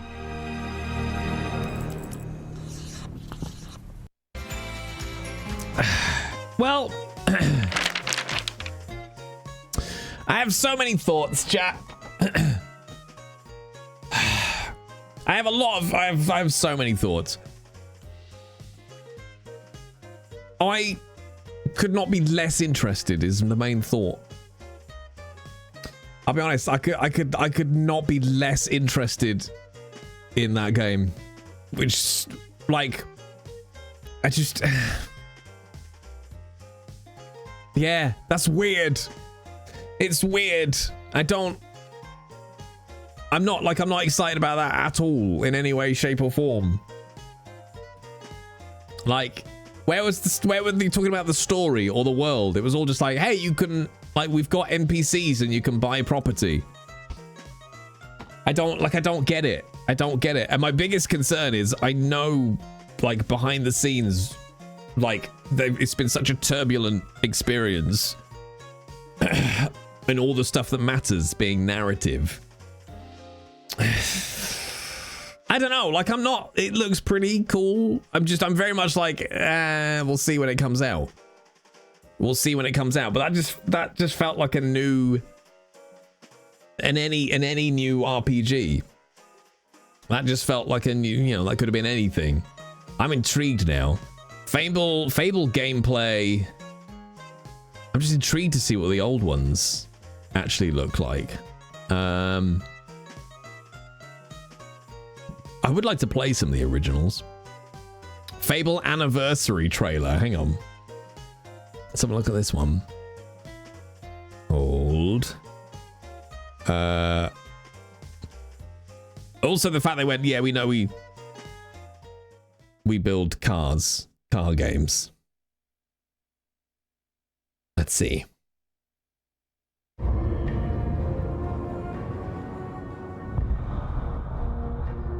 Fable to me should feel like a Disney ride.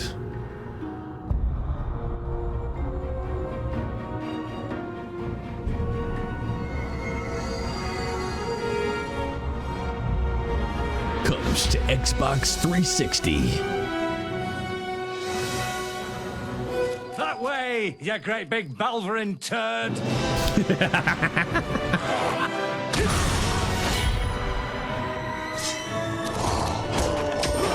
It is a Disney ride, but now you work at Disneyland. Yes.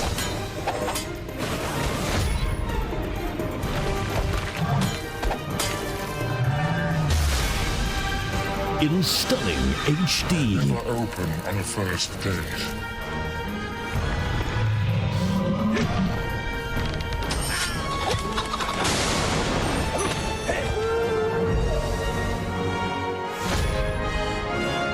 For every choice, a Unlucky hero, consequence. maybe next time.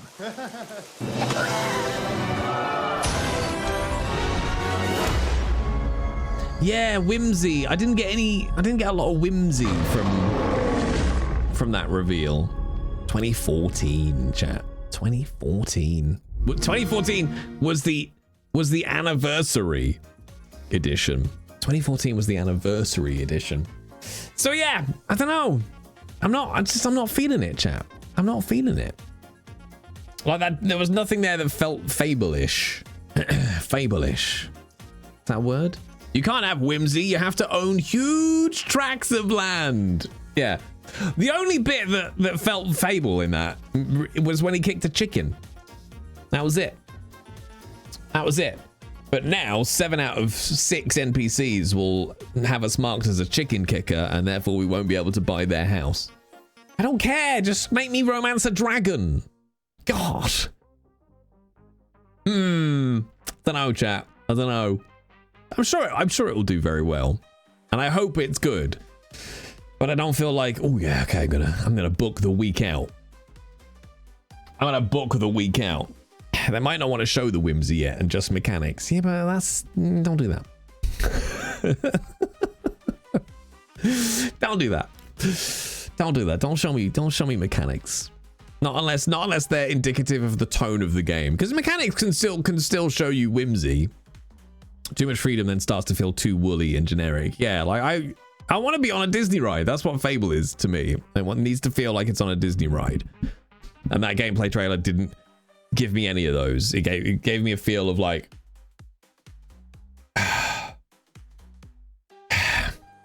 look at the clever stuff we've got.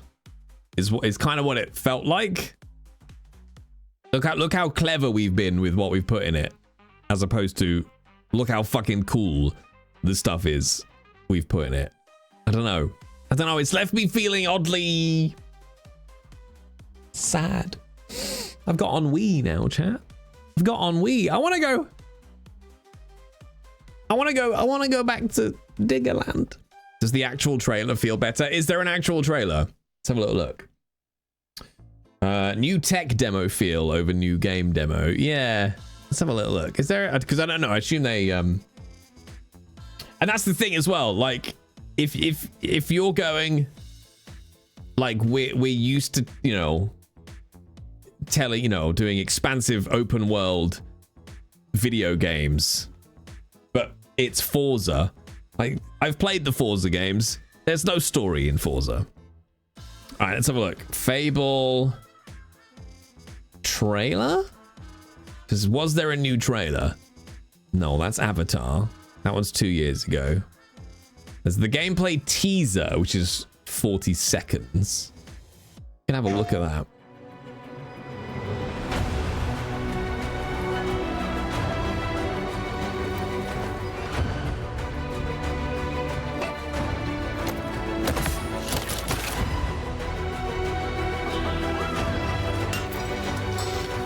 How can I help you, boss?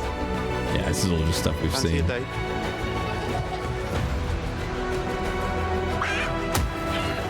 impressive. They have got the chicken kicking down spot on, though.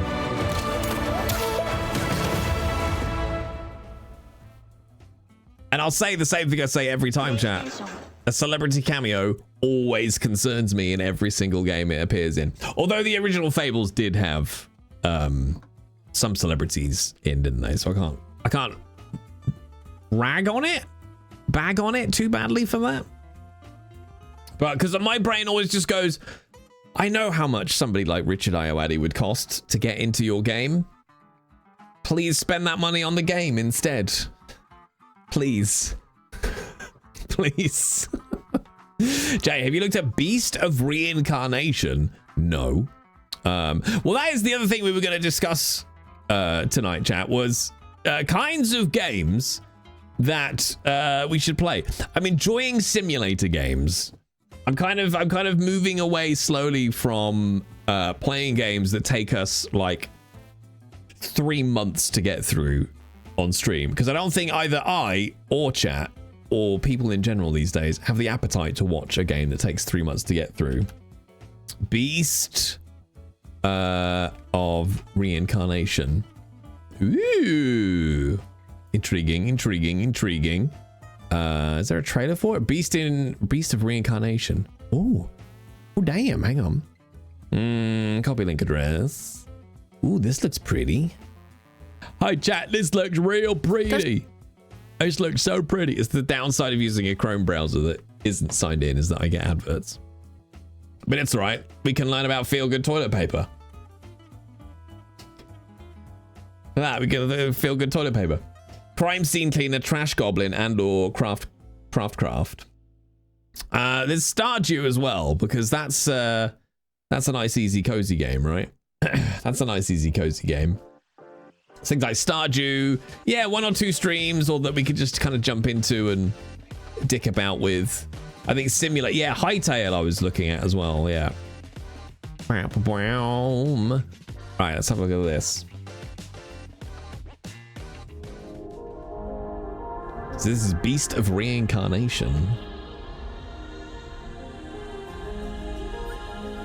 Well, Stardew doesn't end, does it, Queen? ゲームフリークのゼネラルプロデューサー大森茂です。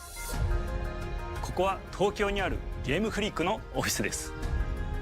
ビースト・オブ・リンカネーションはかつてない新しい体験を作り出すことに主眼を置いたゲームフリーク独自の取り組みギアプロジェクトから生まれた新しい挑戦です。これまでもポケットモンスターシリーズのほかソリティバ、ギガレッカーなどさまざまなオリジナルゲームタイトルを世に送り出し常に新しいアイデアや世界観の構築に挑戦しています。ビースト・オブ・リンカネーションはまさに新しい体験ができるゲームです。遠い未来、文明崩壊後の汚れに侵食された日本、そして一人と一匹のアクション RPG というゲームプレイで構築されています。この美しくも過酷なビースト・オブ・リンカネーションの世界で皆さんにも臨場感あふれる冒険を味わっていただくことができれば。 I do want to play TR49, yes.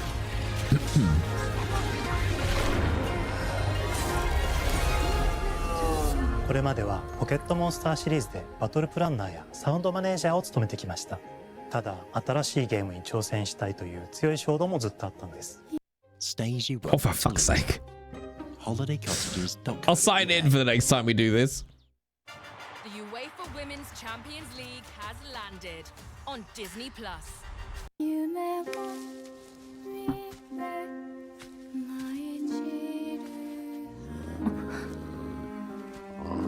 Hmm. 最初は黙々とそのゲームで得られる感覚を自分の心に問いかけることから始めていました。世界観もキャラクターもゲームデザインも決めずにただどんな感覚がいいんだろうと探っていました。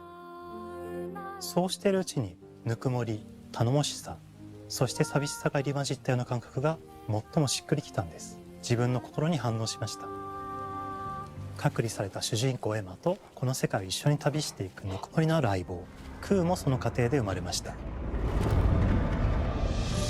後ろからビースト・オブ・リンカネーションのコンセプトを聞いてとても興味を惹かれすぐに参加しようと心に決めました。長年ゲームフリークではポケットモンスターシリーズを通じて生き物やパートナーを描いてまいりました。しかし今回のプロジェクトでは過酷な世界を相棒と共に旅をするという体験を目指しています。汚れ、寄生植物が蔓延している世界がかつての文明の廃棄を覆い尽くすほどまでに植物が生い茂った過酷な環境となっておりダイナミックな移動が要求されます。 Sucker for a girl with doggo stories. このような経緯で地を張って自由に歩くことのできる Kina? 鶴のような No, Kina Bridge of Spirits? That was a cute girl with like a staff. そしてそれがエマという人物 and martial arts, and then she was followed around by these tiny, like almost like little black teddy bear things that were very, very cute. Kino, that's it, yeah. That was a very cute game. 動植物や自然と真摯に向き合ってきました。形状を自由に変えられて武器のように鋭くなりつつも美しいそんな中核となるモチーフとして植物を選びました。ただ単に美しい植物を風景で表現するだけではなく、遊びにも植物を取り入れました。しっくりとくるモチーフを見出し、ゲームデザインとモチーフを紐付けることはポケットモンスターシリーズの開発を通じて培ってきた重要なステップです。モチーフが決まった段階でコンセプトアーティストの幸田一馬さんご協力のもと、この世界のビジュアルを形作っていくことにしました。エマとクーの姿を思い描いた時、自然に支配される世界の舞台として日本がぴったりだと考えました。日本の昔から続く山々に囲まれた自然豊かな風景と SF が入り混じった世界をエマとクーが歩く姿を自然にイメージできました。さらに植物をモチーフとした重要な存在として植物と動物が融合した生物でもある腐食体も出来上がっていきました。腐食体のデザインは当時私が注目していたデジタルアーティストの森田裕樹さんにお願いすることにしました。世界の舞台を作ると同時にエマとクーの物語を作り上げていきました。ストーリーの舞台は西暦4026年の日本です。はるか昔に発生した汚れという名の寄生植物の影響で人類の大半が消滅した後の世界です。エマの腐食体を借り、その汚れを自分の体に封じ込めることができるという特別な能力を持っています。Oh, for fuck's sake. What's not to love about Ocho and Diggerland? ただそれがゆえにエマは恐れられ、人々が住むコロニーから隔離され暮らしています。エマと彼女の相棒となるクーは日本の東の地で出会います。そのクーの目的がこのゲームの謎の一つでもあります。名前は何だ？クーだ。クーから目を離さない方がいい。ああ、分かってる。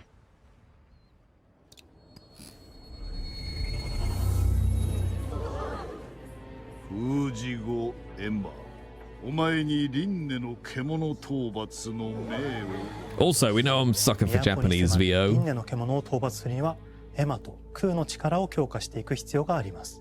そのためにこの世界に存在する強力な腐食体主を討伐し、その力を取り込んでいくことになります。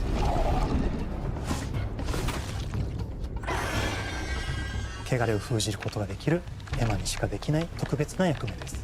腐食体はこの世界の F の対象であり、最も象徴的な存在です。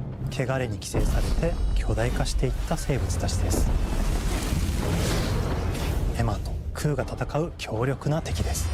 I mean, this looks very, very cool. その巨体で世界を蹂躙していきました。腐食体の中でもひときわ大きい主と呼ばれる存在は、植物を操り自身の支配地域に汚れの I like it's got some color in it. It's a lot of drab 汚れの worlds. 森に入ると周囲の環境がガラッと変わります。手強い腐食体が襲いかかり、プレイヤーの行く手を阻むのです。そしてこの世界にはゴーレムというもう一つの勢力があります。 Do you know a game we did play recently that I really enjoyed was the most recent Ratchet and Clank. I kind of miss games like that. 凄まじい戦闘技術を身につけましたが、一方で魂は劣化してしまっていて暴走しています。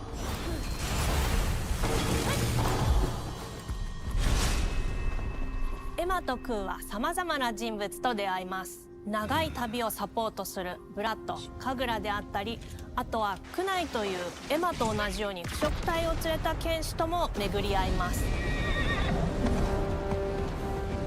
とどめはきちんとさせる。 Never neglect the final blow, ビジュア chat. ルの力を宿していて、互いにその力を影響させ合いながら戦います。例えばエマが敵の動きを見極め攻撃を受け流すと、クーに力がたまり開花技という強力な効果を持った技を発動できます。 Oh, do I like that? Oh, I don't know. そして開花技を放てば、さらに次のアクションの選択肢に幅が広がります。例えばある開花技を使うと、エマは彼岸花の大輪を咲かせ、その大輪に跳躍して兜割りを行うことができます。また別の開花技を使えば敵を縛り、エマの強力な It's a very interesting combat mix. for fuck's sake. Mr. V, can we make this game, please? I want to make this game because everyone really wants this game to exist, but it only exists in adverts. And then when you download the game, it's never this game. So I want to make a games company, and all it does is make the games that are in the adverts that everybody actually wants. I think that would just be a genius move. 開花技の選択中は時間がスローになり、考える時間が生まれます。ターンベースの RPG コマンドのように考えることになります。スキルを磨くほどにエマとクーの連携は研ぎ澄まされていきます。互いに補い合う関係で2人は常につながっているんです。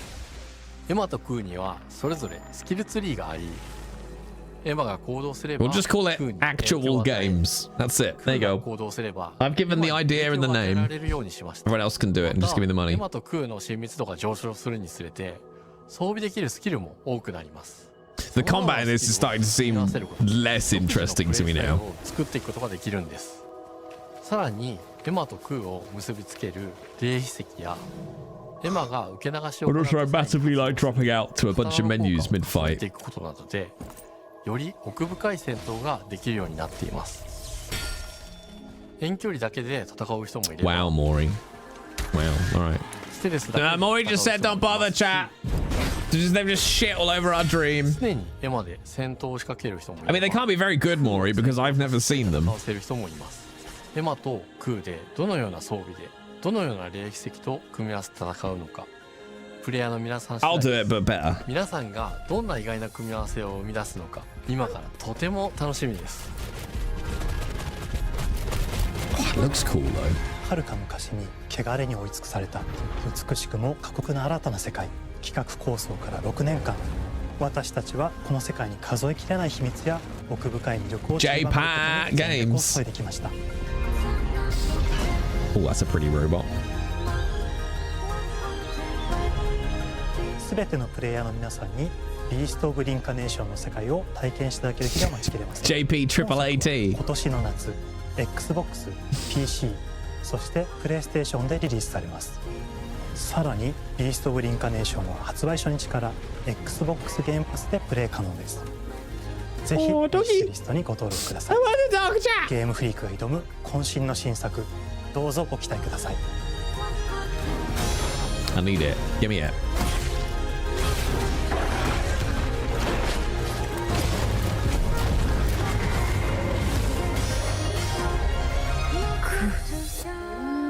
You live with Ralphie? Yeah, I know, but I want that dog. I want that dog. Currently, we make around 35,000. Apparently, chat, they make around 35,000 somethings. They make around 35,000 somethings, chat. Who knows? Who knows? All right, we need to start making a list. What's Ralph then? An overgrown budgie? He's my pet. Look, he's a lovely dog, but he won't come in here and he doesn't go for walks. He's very much my parents' dog. I want my dog.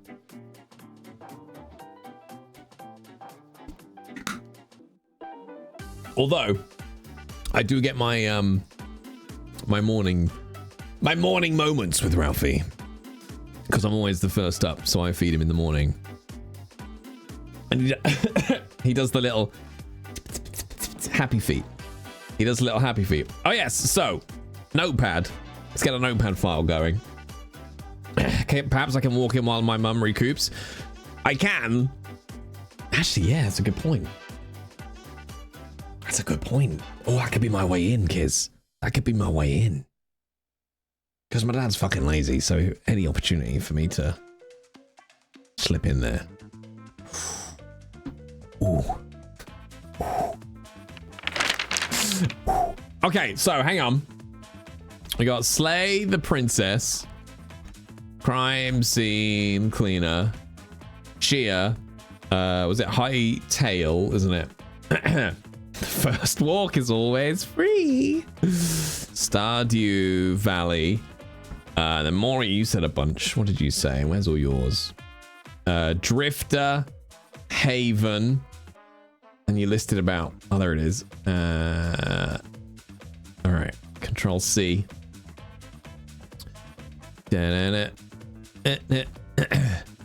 Static Dread. Dredge. Tactical Breach Wizards. I think that was made by a friend of mine. Home Safety Hotline. Static Dread.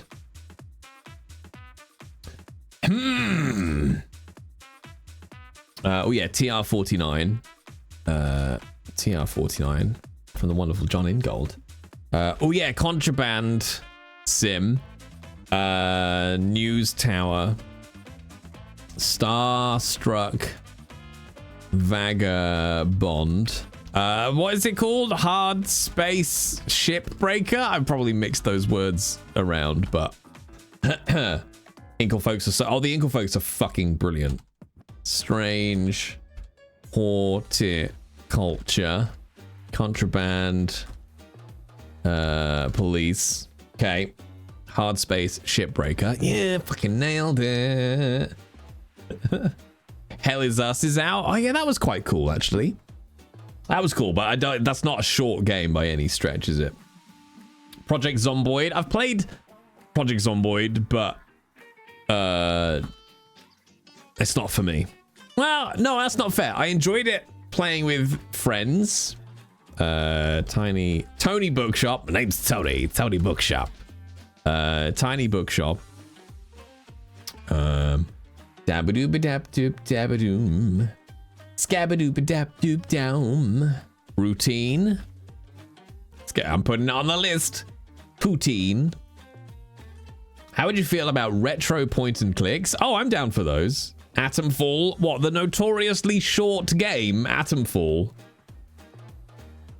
Is that not a large RPG? Graveyard Keeper. Oh, there is Viscera Cleanup, which is good for a giggle. I didn't do Hobbs Barrow, actually. Mutter demo. Put Hobbs Barrow on the list. Why not? Hobbs Barrow. How many dudes? How many dudes? You see, how many dudes can beat up toddlers or toddler-sized duck? Under the Waves. Balatro, if you want to play a card game. I can't play Balatro. It gives me PTSD. And I can't say why. I can't believe somebody made a game about how many dudes can beat up toddlers. I will buy you Indiana Jones Fate of Atlantis if you're open to playing. Yes, 1000%. Hades? That's a big one though, isn't it? Flotsam. I have Flotsam actually, Frax. I have Flotsam. They reached out and gave me a key. It's a very cute little game actually. Storage Hunter. Pop that in there. Pop that in there. Loddlenaut. Oh, what was that other one as well? Glad You're Here? Like, it was a super northern one. Oh yeah, Dave the Diver. Puzzle games, yeah. I do quite like the Room games. Thank goodness you're here. Thank goodness.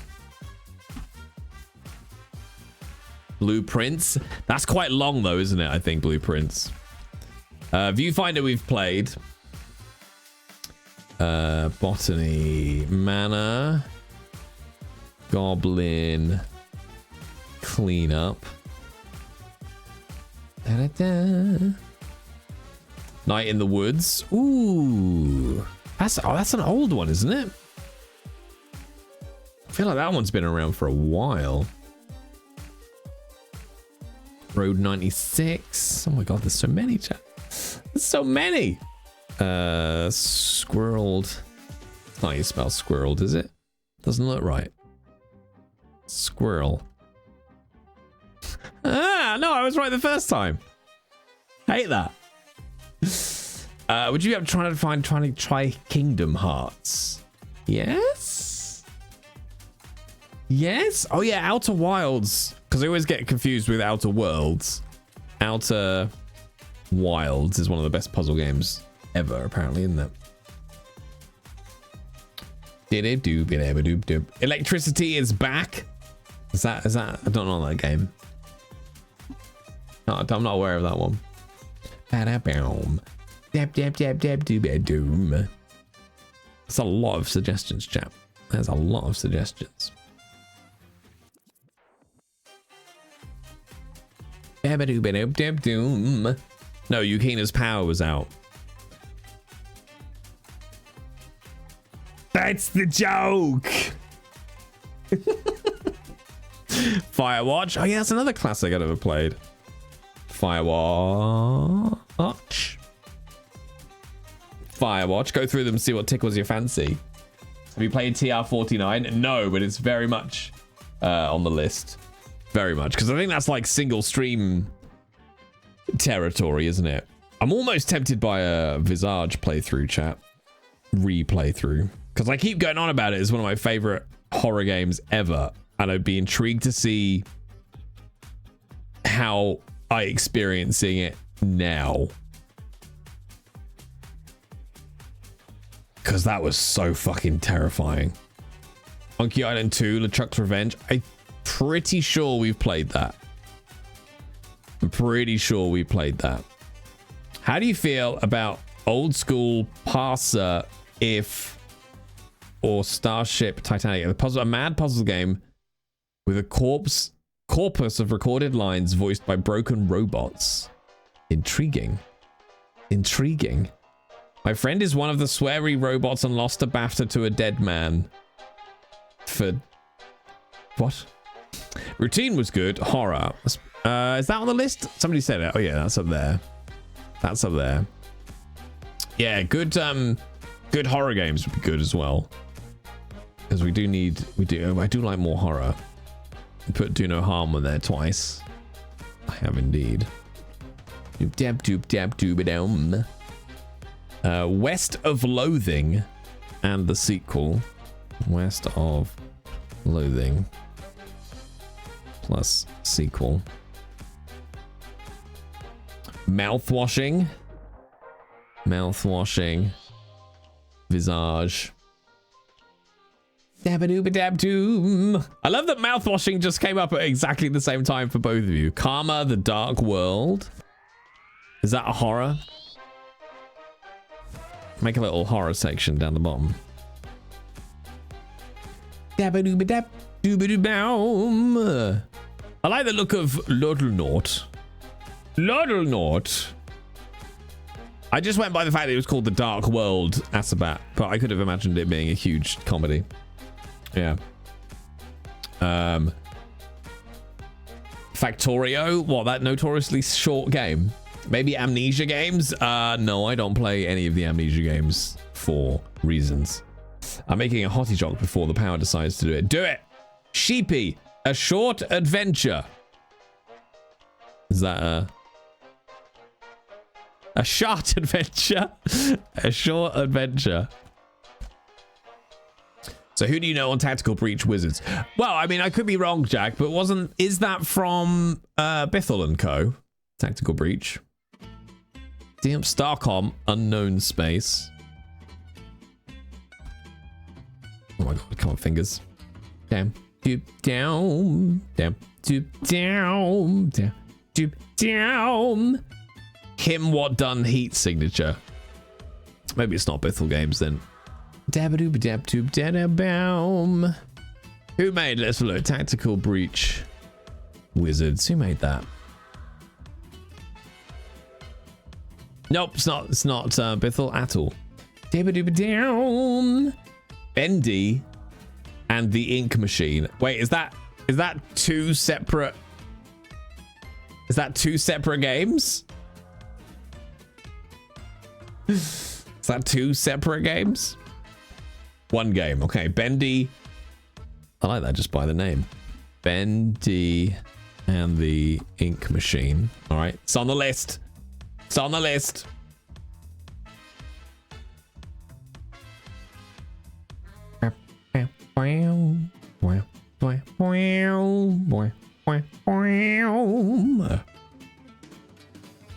You've done paper. No, actually, I haven't done Papers, Please. Actually, Papers, Please. The coffin of Andy and Lele is super fucked up but fun. Would that be a horror?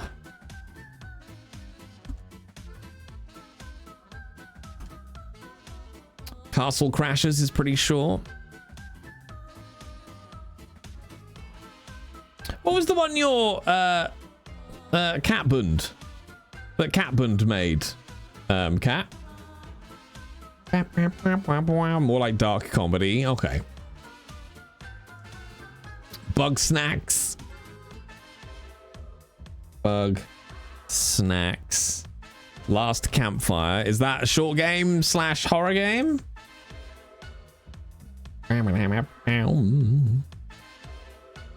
That's Not My Neighbor. Has Quarantine Zone feels, but cartoony. Okay.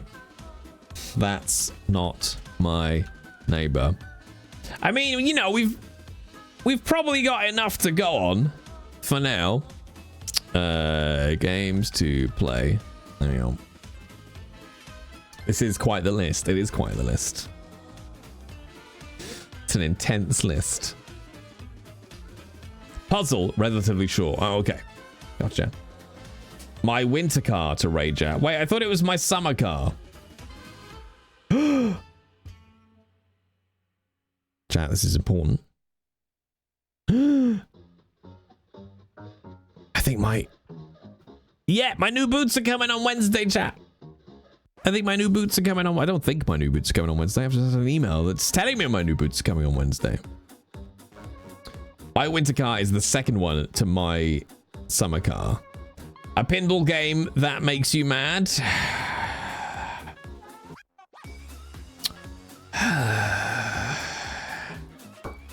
No, the narrator in there is a prick. The boots were funded? Yeah, I think, when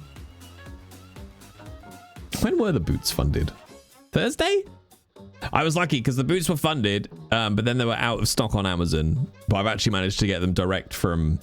because Throne is very good, I must admit. If basically all the money that you guys donate, if Throne can't automatically order the item, I can just get the money.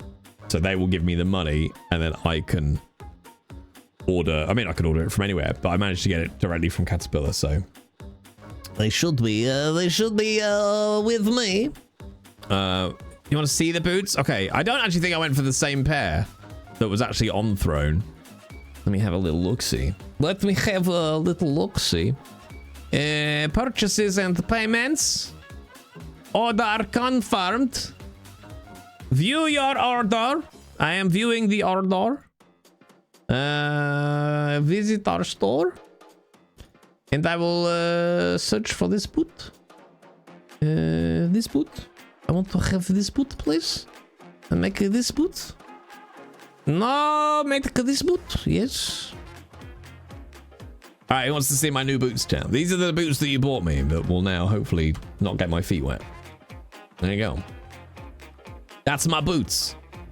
That's my new boots, chat. Look at them sexy bitches. Ooh. Ooh. Steel toe cap as well. And water resistant, whatever you call it. Diggerland boots. Yeah. Then there's Diggerland boots. Yeah. Hopefully I'll be the right size. I got size 12s are coming. Size 12s are coming. Ooh, S3s, steel sole and heel. Yes, they have shock absorbing heel as well. So it'll be good for... Like, I always find these, like, this kind of boot for me is like the best thing for walking. Steel toe cap for chicken kicking. Yeah. Well, I mean, I won't wear these hiking at all. But this is like what I will wear forever as like, if I'm not going on a hike, this is the sort of shoe I wear. So if I'm going, you know, for a day out in London or a convention or whatever, I'm basically always in jeans and then a pair of boots like this. I just find them like perfect for walking. I don't find like trainers particularly comfortable to wear for like long periods of time and doing a lot of walking, whereas boots like these I do. So I'm very, very excited. I'm very, very excited, chat. Very excited. So thank you very much. Thank you very much. I could have got 10% off. Oh, what an idiot. What an idiot. Anyway, that was the new boots. Let's look at Cheer. Ooh, okay. I like it already. Launch trailer. I'll do. Autodesk Fusion for I don't want to buy Autodesk. Design, documentation, machining. I don't want to buy Autodesk. Go away. Oh, it's a Switch game. I want more Switch games. Chia is a third-person action-adventure game that was featured in our upcoming games video that certainly caught my eye. It has some very unique ideas to it, and originally released back in March of 23 for other platforms. It's set in a fictional archipelago inspired by New Caledonia, which is a Pacific nation within the French Republic. And the developers themselves actually grew up here. Clearly a significant and influential part of the game's development. Is it the perfect place to visit on Switch, or is it Paradise Lost? Well, welcome back to Switch Up. Now let's find out. Okay, I don't need the whole review. There we go. Gameplay trailer. Hi everyone, I'm Phil Crifo, game director on Chia. Let me show you some of the really cool locomotion abilities and traversal options that we built to make exploring that's cute. fun and rewarding. This is a game about exploration, so it was super important for us that moving around was intuitive, responsive, but also deep enough to stay engaging throughout the whole game. In Chia, you are not bound to design routes and areas. You can climb any surface organically, even at weird angles, and carve your own path through the islands. You can use the terrain's verticality to your advantage by sliding down slopes and use your glider to cover long distances and break your falls. Well, sometimes. Taking hits and performing intense activities will drain your stamina. You can upgrade it by finding magical fruits around the archipelago. All foliage in the game is physics-based. Swaying on trees and catapulting yourself through the air is an efficient way to cover long distances. In Chia, you'll spend a lot of time in the air, so why not add a bit of style to it? You can do spins and flips, and even dives, if you're precise enough. Sold. We wanted to emulate the excitement. I will absolutely launch this small child off the top of a cliff. This is why we designed our map system without a player marker. We think this encourages observation and exploration, and makes finding a way around the archipelago much more rewarding. Oh no, we're lost, chat. Chia can help you by guessing her general location, and using orientation signs will narrow down your position, forcing you to explore and interact with the world around you. To cover greater distances across the archipelago, you can use your trusty boat. It is easy to sail, but still requires you to be active, as you need to manage both your sail and steering paddle. And while exploring, you will also find docks that unlock fast travel destinations to let you get around the world faster. Nice.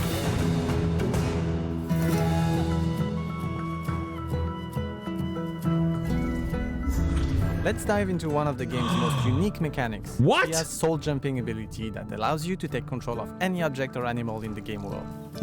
Early in the game, Chia discovers that she has unique soul jumping powers.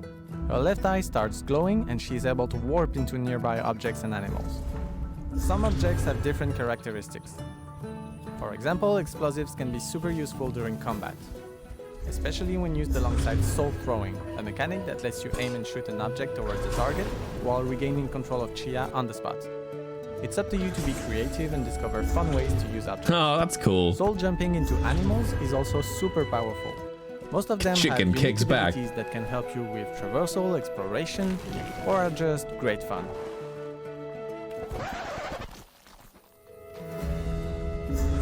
Using your soul jumping abilities will deplete Chia's soul meter, and more intense activities will drain it faster.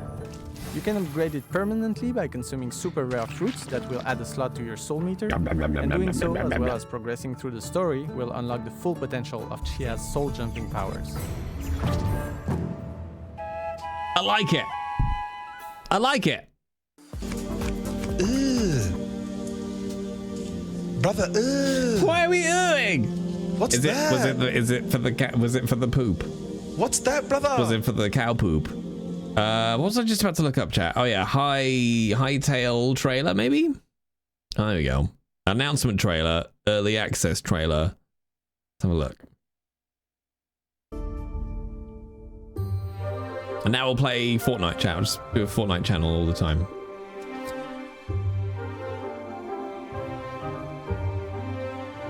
So why have people been looking forward to this so much over like what Minecraft is? What is this that Minecraft isn't?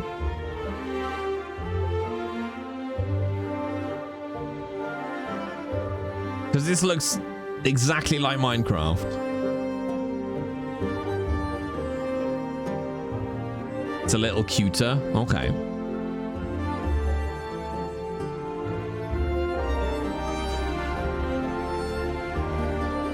More RPG style. Okay.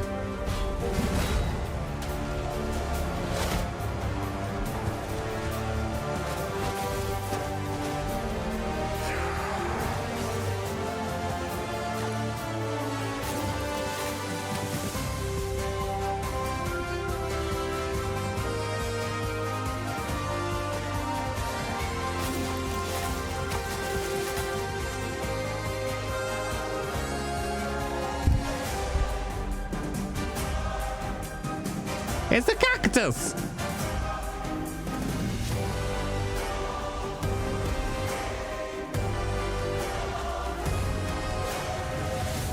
Oh, so is it... So other than how it looks, would you actually say it's more comparable to something like Enshrouded? In terms of what the game itself actually is. A big open world, but with an RPG through line. Well, that was a fan-made trailer. You get to be a dino rider? Yes. So what, Nothing beats a Jet 2 holiday, so why don't you just fuck off? There isn't really a better way I could describe Hytale, the new survival crafter from some former Minecraft modders, than to say that it's basically Minecraft 2. From the block-by-block breaking and building, to the stylized environments and enemies, to the procedural world generation. Oh, I like the map, This feels though. like the what would we change if we had the chance to start over again version of the now legendary 2009 classic. Many games have been influenced by Oh, okay, that is... I like that look. This is more of a cover song than a subgenre. And while developer Hypixel Studios lawyers might not love hearing me say that, I honestly don't think it's a bad thing. Even in early access, it's a good cover.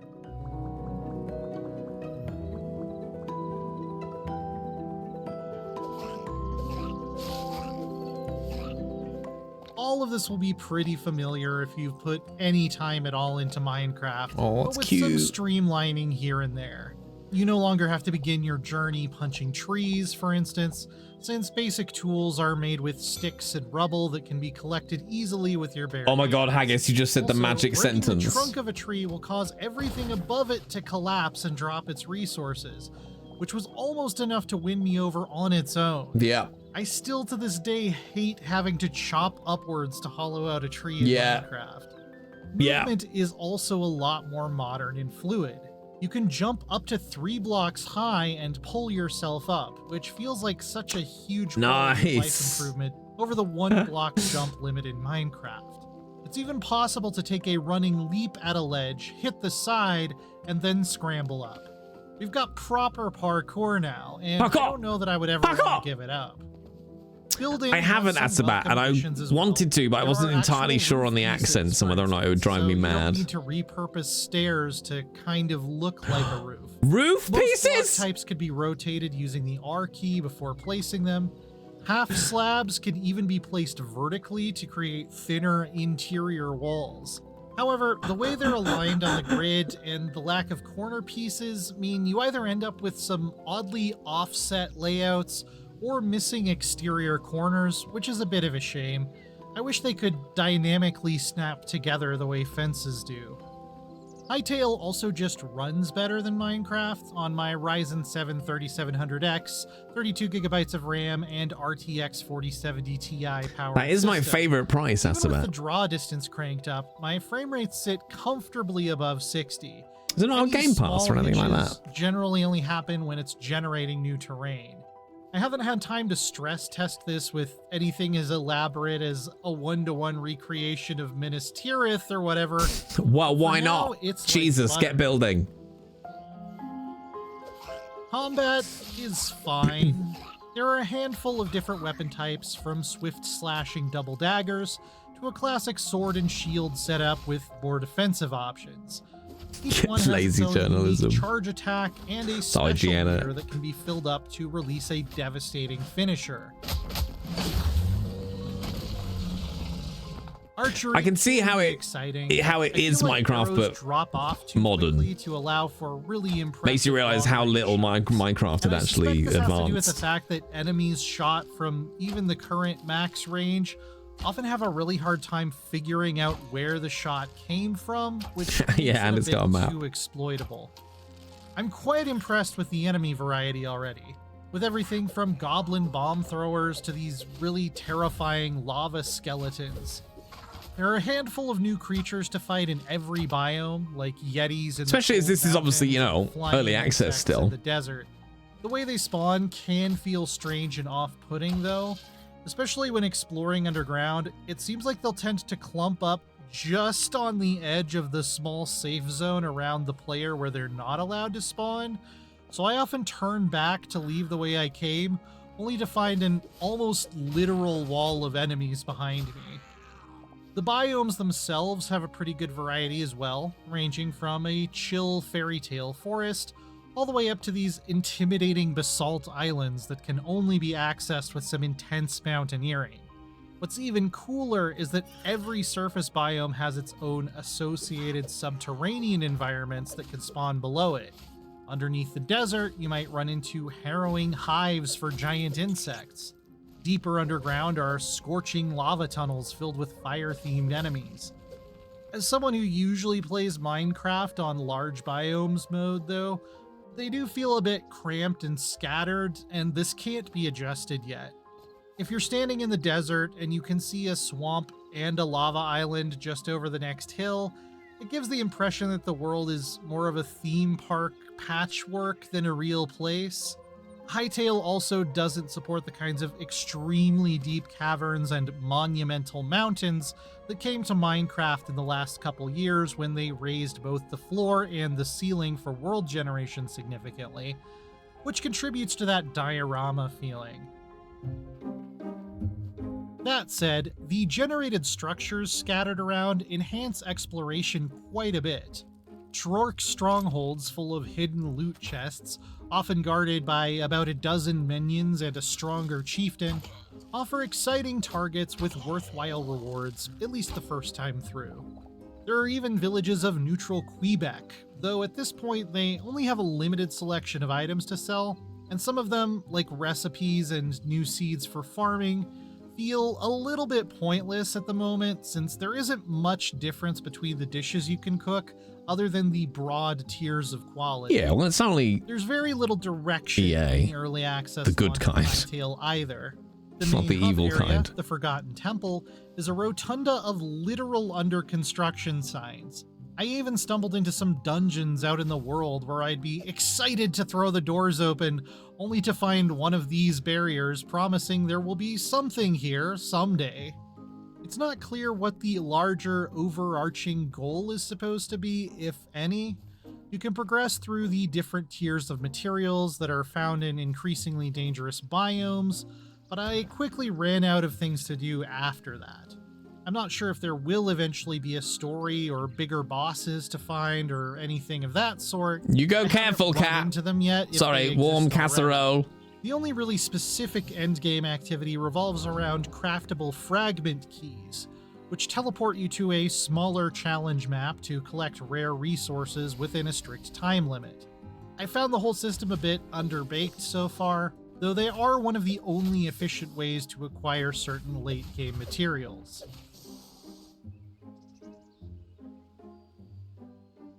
I do like Overall, this. I'm quite enjoying my time with Hytale so far. Even if it is just Minecraft again, it's an enjoyable rendition with some thoughtful tweaks and additions. It's almost like someone's wish list of things Mojang will never do or can't do with its legacy tech. It took me around 40 hours to feel like I'd exhausted its progression paths, and it's the type of game I could play almost indefinitely if I get a big construction project stuck in my head. For my band of multiplayer comrades, though, the question is really whether we would choose this over Minecraft or Valheim or Sons of the Forest at the moment. And the answer is not quite yet. But it already has some neat stuff those other games don't, and I look forward to seeing how it grows from here.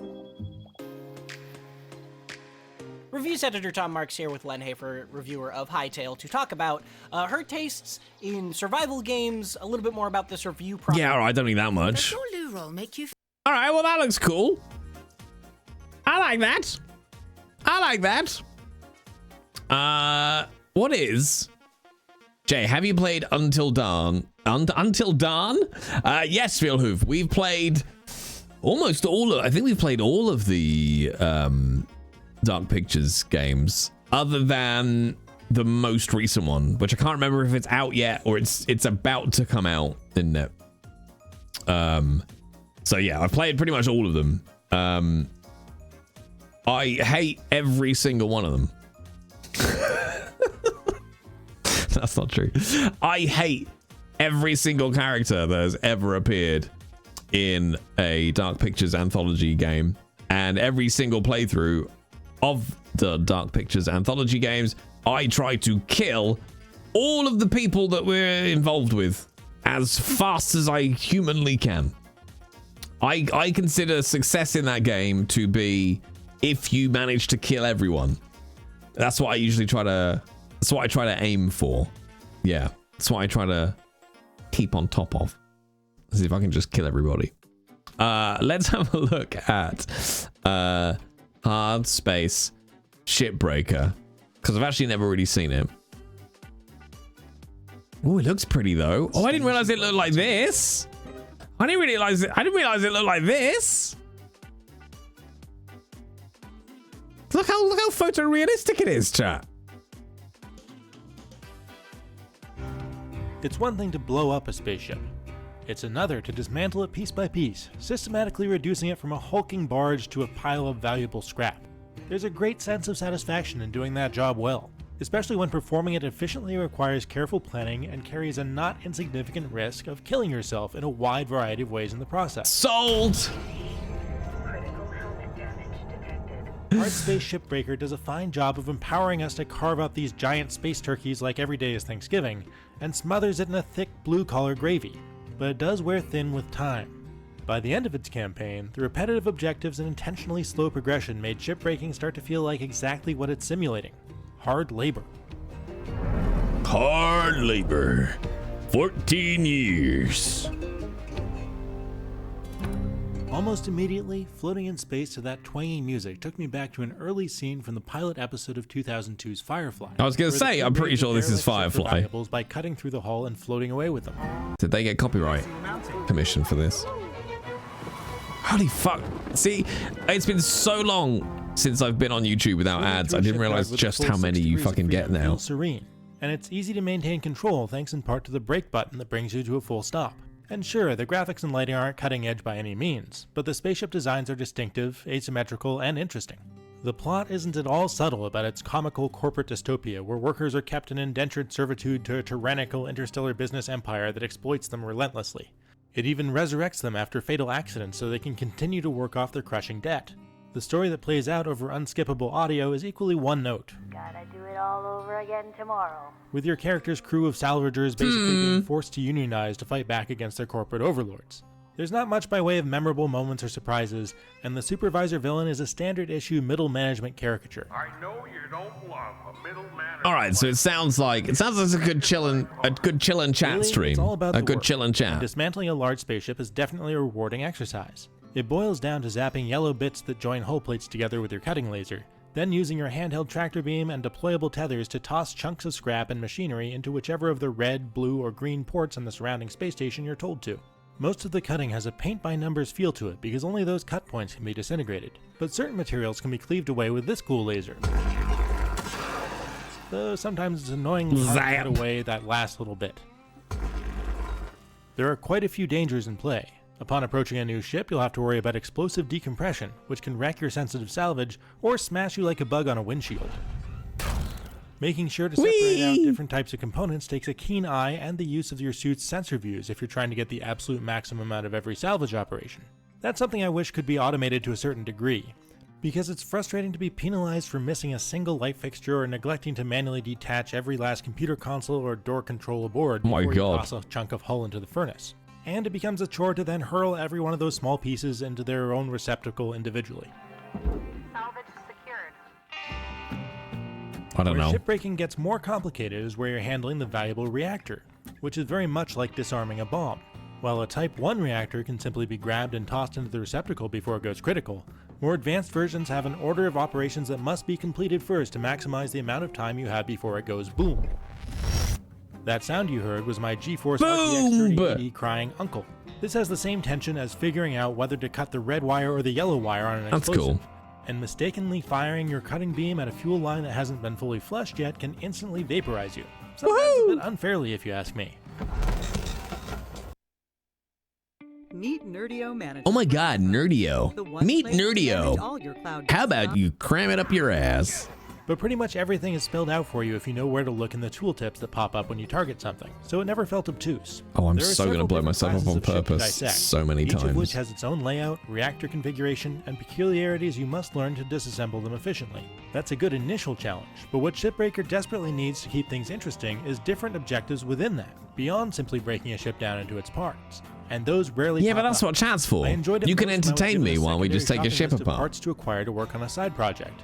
But there's not nearly enough of that kind of thing. Even when you unlock the remote detonating demolition charges, nothing really changes because those simply allow you to destroy cut points that are rated too high for your laser, and I didn't encounter more than a handful of those before I unlocked the charges. As time went on in my 35-hour playthrough, I wanted more variety and more pressure, but it never came. Every salvage operation takes place in the same space dock facility, and you're always alone, never at risk from anything but your own carelessness. I died. The final mission that the objective is shaken up at all. Yeah, right. Okay, I get the idea. I get the idea. One iteration of that idea to play with. All right, what's the other one that took me 25 ships? Is a big one. Dredge. That's not Dredge. That's not Dredge.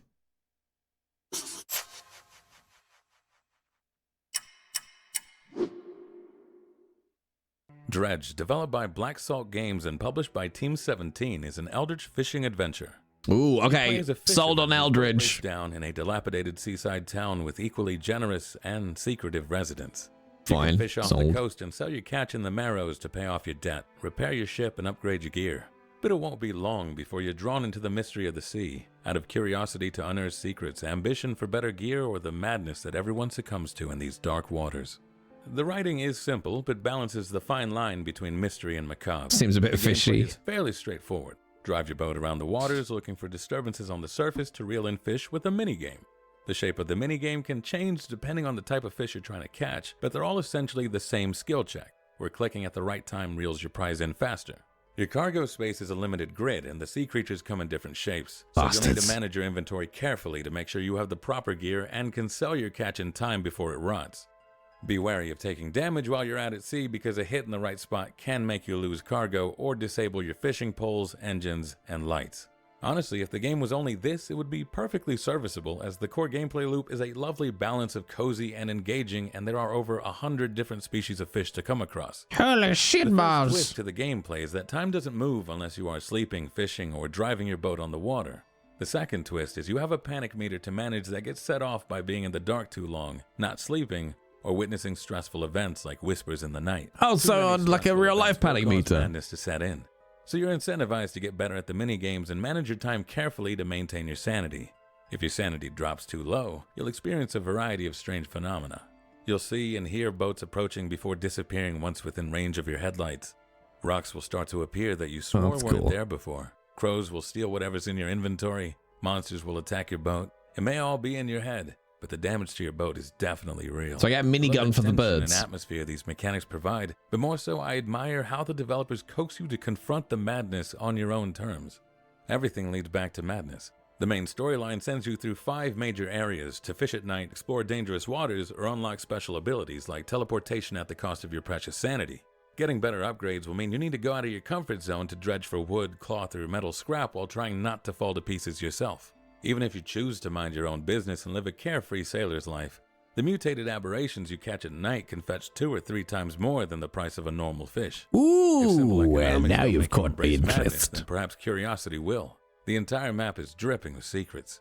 There's shipwrecks, mysterious inhabitants on desolate islands, strange structures that unlock unique gear, and extra side quests that disappear if not done in a timely manner.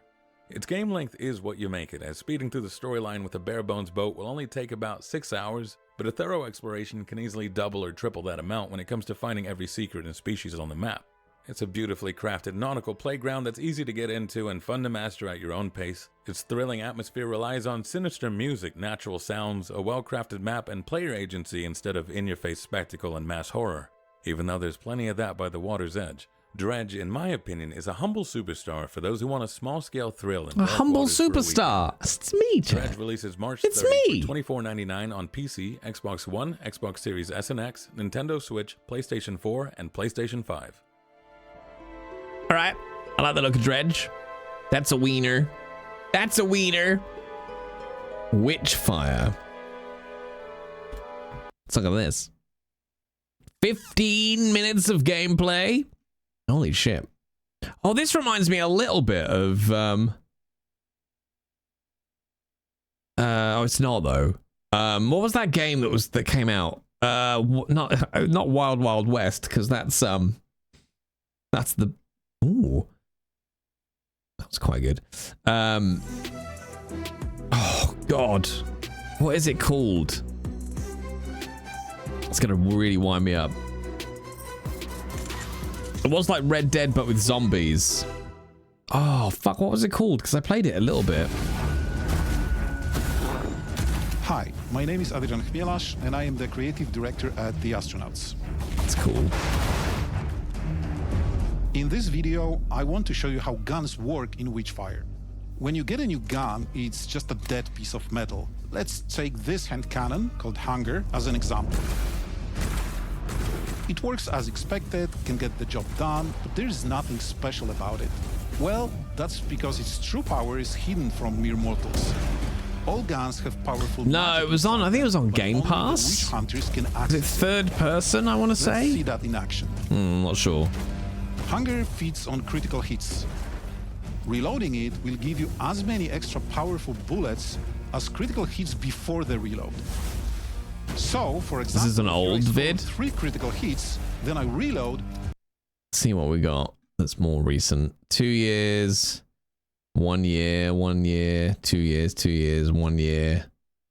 Ooh, Evil West. Yeah, that might be it. 5 months ago. What's up, guys and gals? Welcome back to the Nerd Castle. Today in the world of indie games, we're going to be diving back into one of my favorite RPGs. One of those games that started out in a little... They've added to the game with this patch, a little place called Velmorn. For cocking, you basically have like a quarter of a second to click off a shot, and you get like an extra 400% damage on the hit. It's pretty nice. She's not tricked. Can I get her? As long as you can turn the Right, the scores off. Around this corner because nothing good's gonna happen when I come honestly, it looks worse now. This doesn't look as good as the video we were watching. There we go. Have it. I hate scores popping up, chat. I hate damage points popping up. There we go. All right, drop him real quick. I don't know if I have enough. A witch hunting. So it's a witch hunting sandbox RPG. That's very, very interesting, though. I'm definitely intrigued. I am in the mood for a bit of an FPS. I must admit, I've said that a few times. Vast majority of my ammo gone from that gun. Oh Christ! Okay, I'm getting hooked on right now. Sorry, I don't speak Japanese. Grab that right there. The stats do not function the I am intrigued. Scores you can turn off. Sweet. Sweet. May interest you in Planet Side 2. Oh yeah, that's fairly old though, isn't it? Isn't that quite old? Oh, look, there we go. Swift moves, sharp shots, game on. There we go. Pulled pork. So, how is PlanetSide 2 doing in 2025? A game that I've talked about quite some before and one... No, I'm out. High on Life, actually, I'm quite tempted by. I actually downloaded it, I think over Christmas, to play on my PS5, and then never got to it. Still has the most massive battles you can see. Okay. It is decent. What, High on Life?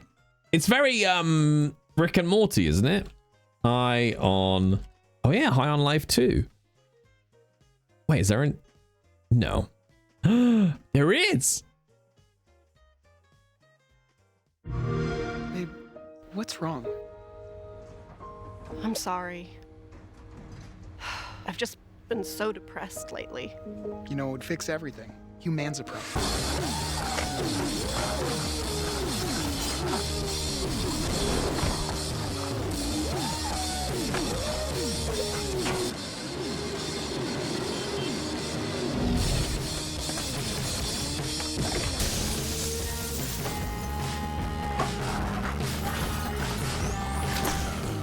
I mean, that can't be game... That's not gameplay trailer, is it? That's fully rendered. Far too pretty.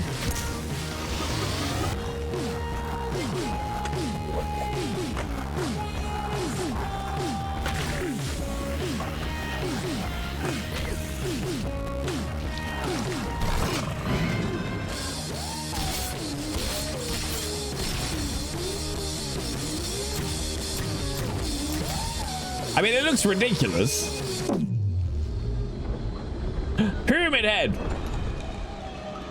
What's he doing here?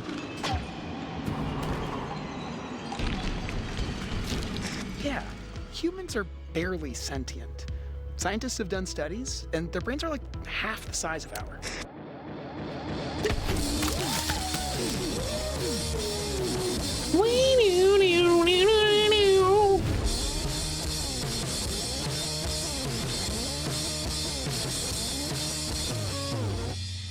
All right, sold. Let's see if what I was thinking of. It is, I think it is. Yes, this is the game I was thinking of. From previous workplaces. When I was like Red Dead Redemption, but zombies. It will be less painful if you don't move. It was actually annoyingly quite enjoyable.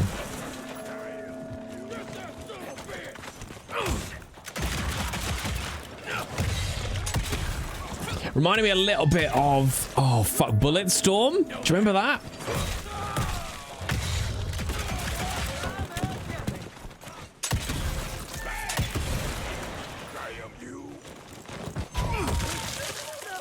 Just a small amount of blood.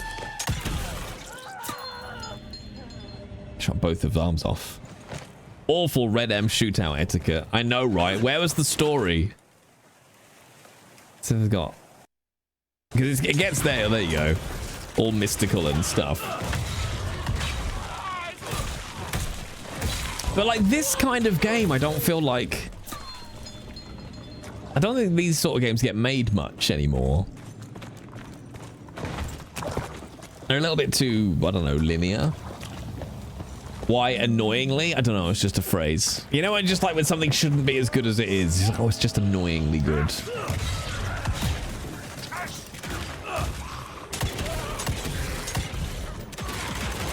I like linear games. Me too.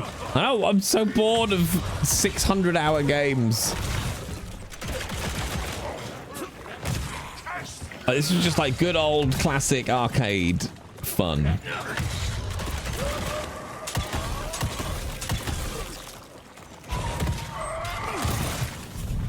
See, and you get money for punching a evil whatever it is. So this was quite good. It reminds me a little bit of oh god, Revenant. Not that that's a small game. Witchfire is by the devs of Bulletstorm. Oh, I can see that actually. Yeah, thinking about the trailer. Yeah. If you want Red Dead with zombies, I don't.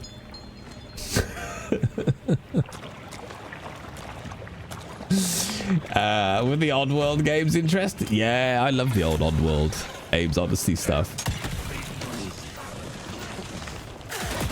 Pew, pew, pew, pew, pew. I've definitely come to the... I'm at peace now with the fact that I will never complete Red Dead Redemption 2. What about some RTS? Yeah, I enjoy a good RTS. Just haven't had any in a long time. I still have all the Command & Conquers installed. Almost all of them. add homegrown to the list.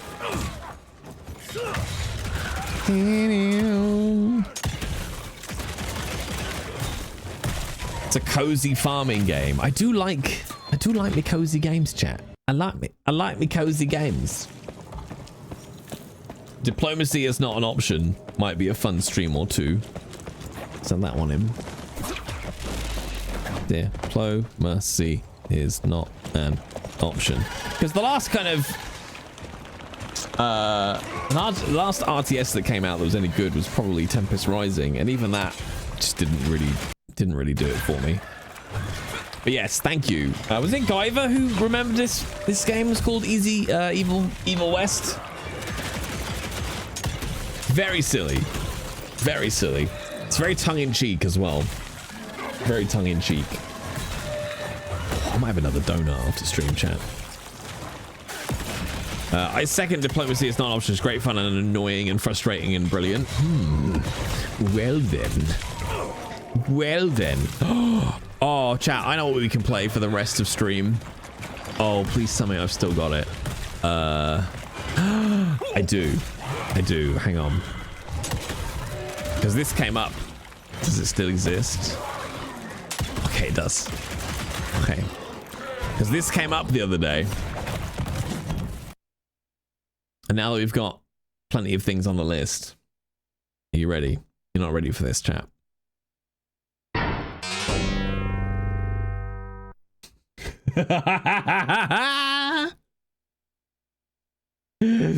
Who remembers this?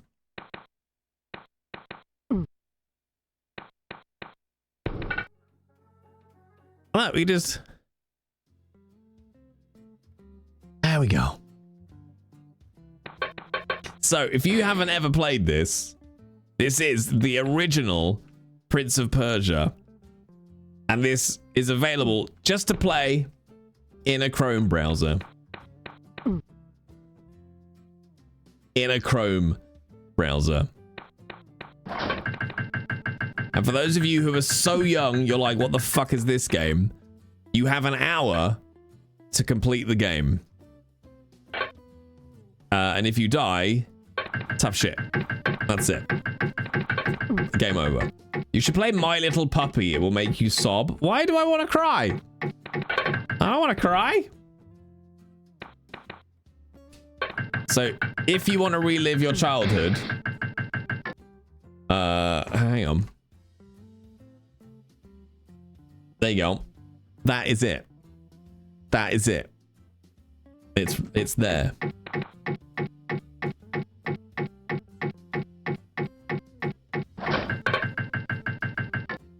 No! Ah, bollocks. Have you seen the guy who made his home videos little... Oh, yes, the original footage of, yeah. Running and jumping that they then rotoscoped. Holy Nuttabutters! Holy Nuttabutters! All right, hold everybody, it's a Ridley raid!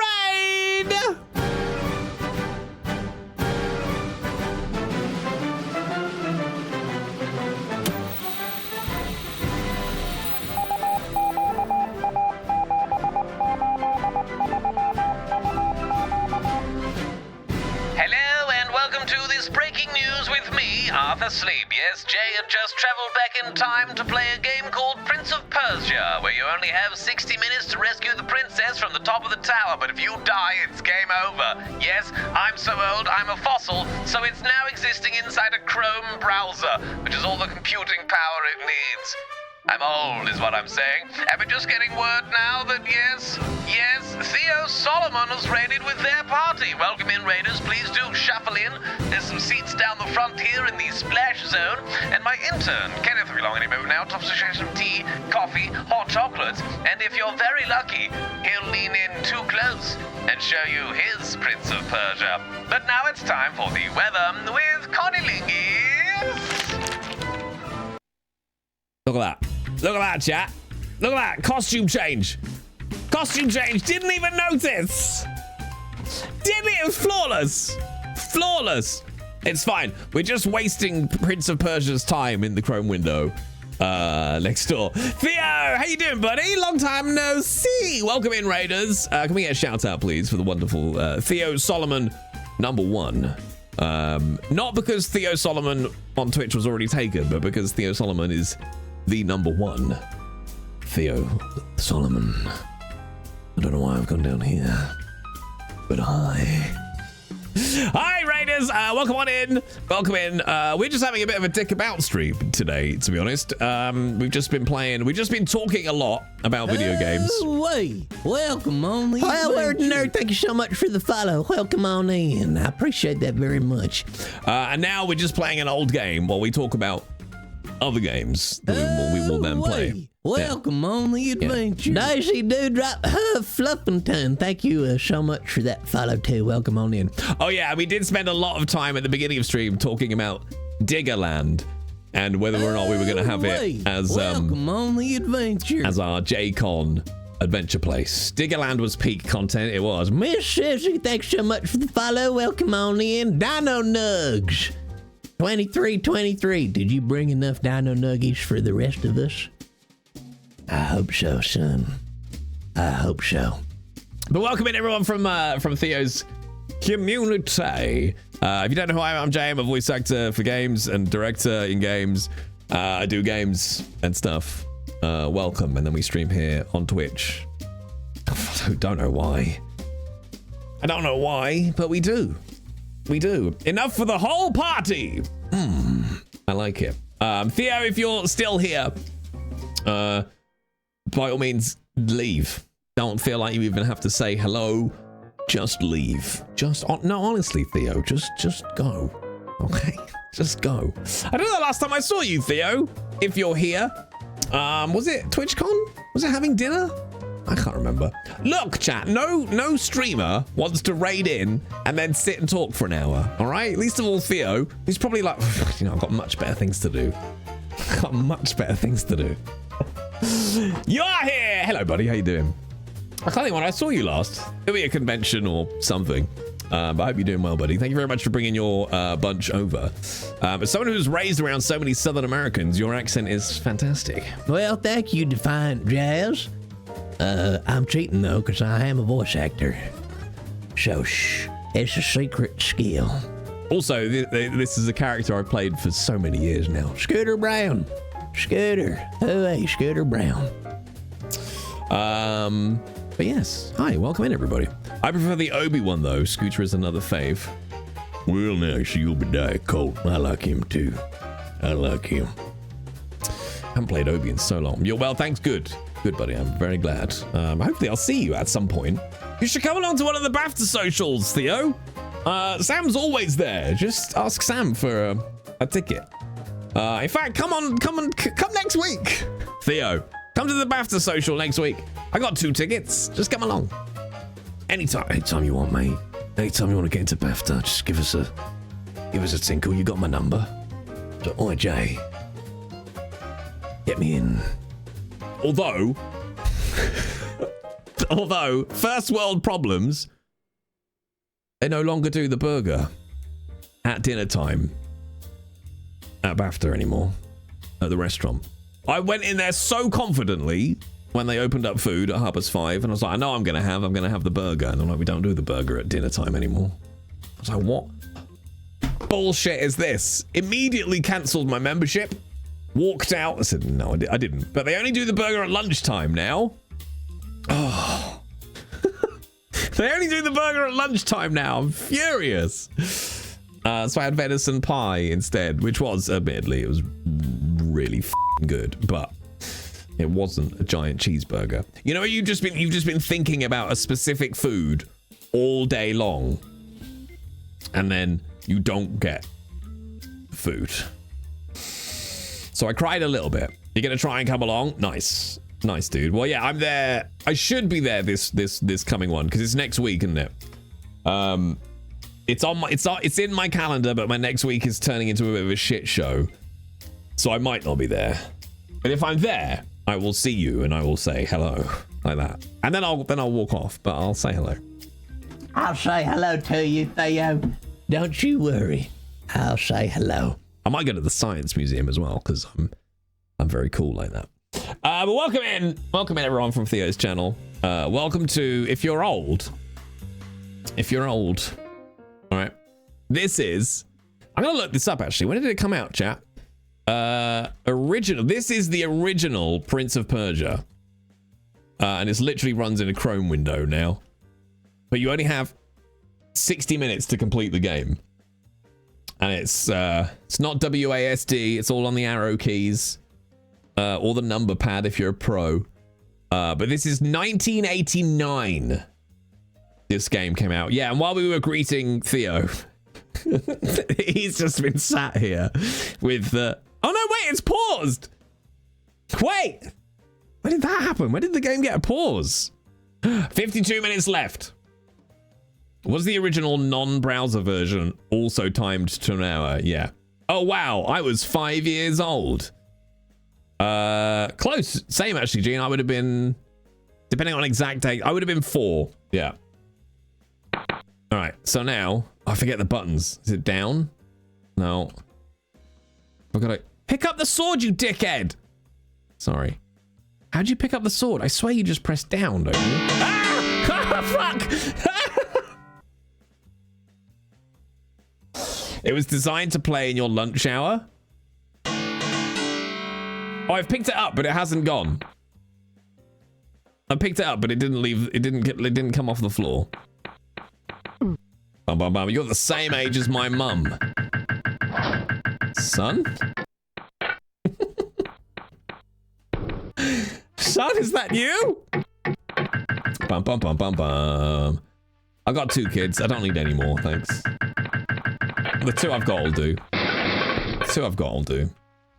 Well, talking about, yeah, the animation, we were talking about this. So this is one of the first games that used rotoscope to create the animations, which is why it's so good. So there is footage. I think Daddy was saying in chat. There is, you can see the original home footage somewhere of. Okay, I don't remember. No. Oh shit! Run away! No! If you get hit in the back, you immediately die. Just FYI. And I can't remember what the buttons are. Now that's it. Now you just start again. If you die once in this game, you're fucked, I'm afraid. It's just, you just die.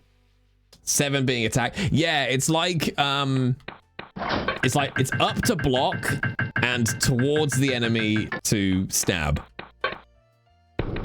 It's a roguelike. Well, yeah, except you don't get any more powerful as you go along. Although I guess you kind of do. You kind of upgrade your health, I think. Dun, dun, dun, dun, dun. But if you think like Dark Souls and Bloodborne are hard, you don't know dick.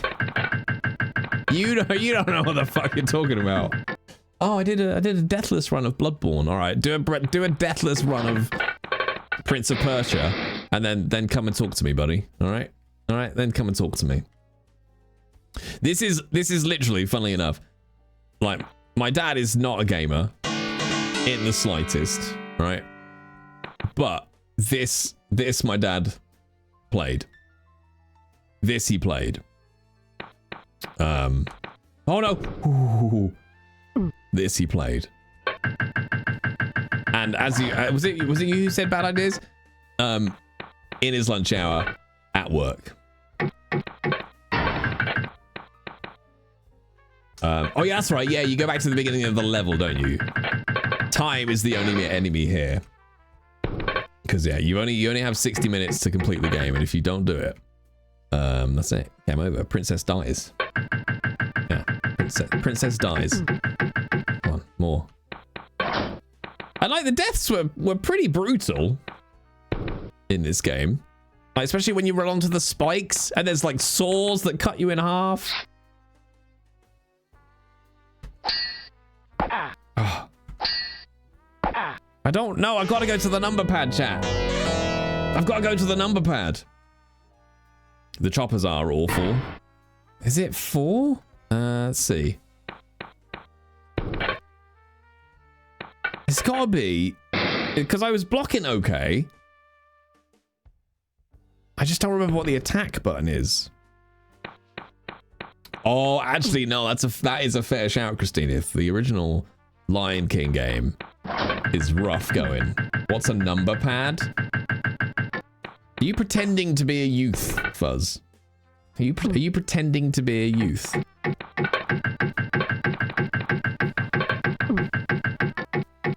Again, I can't believe that I heard a teenager ask what a hi-fi was, chat. I've literally... Oh, shift is attack. Thanks, bad ideas.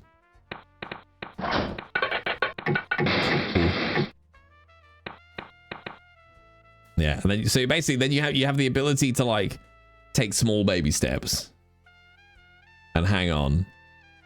A hi-fi. No, a hi-fi. Okay. So we think shift is attack. Okay. So W is block and shift is attack. Okay. All right. Get ready, chat. Get ready. Third time's a charm. The princess is going to be dead and we're just still going to be in this level. And to do a side jump like that, you have to press both 5 and 8 at the same time.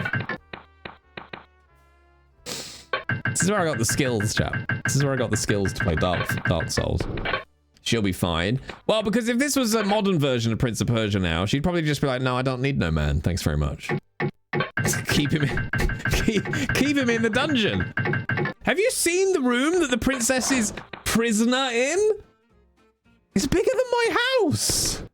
She's got a view. She's got more cushions than Dunelm. Ah, okay, there we go. Got him.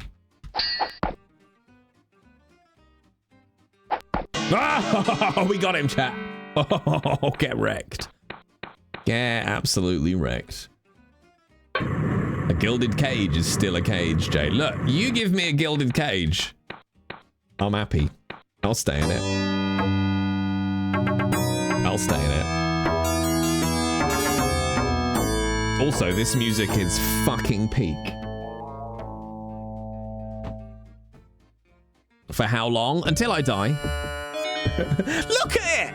Look at the size of that fucking room! Look how many throws she's got! You know what I mean? It's got, you know, she's got plenty of walls. Oh, I just dropped it on my head.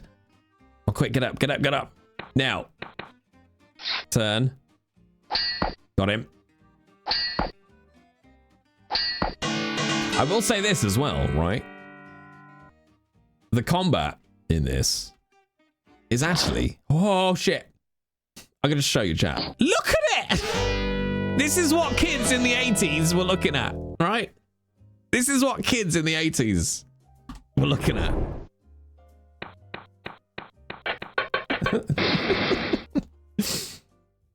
Oh, shit. Up. No! Oh, fuck. Turn! Got him. Yeah, see, these people taking arrows to the knee. You don't know you're born, sunshine. You don't know you're born. Okay, hold. Alright, so you press shift to grab that.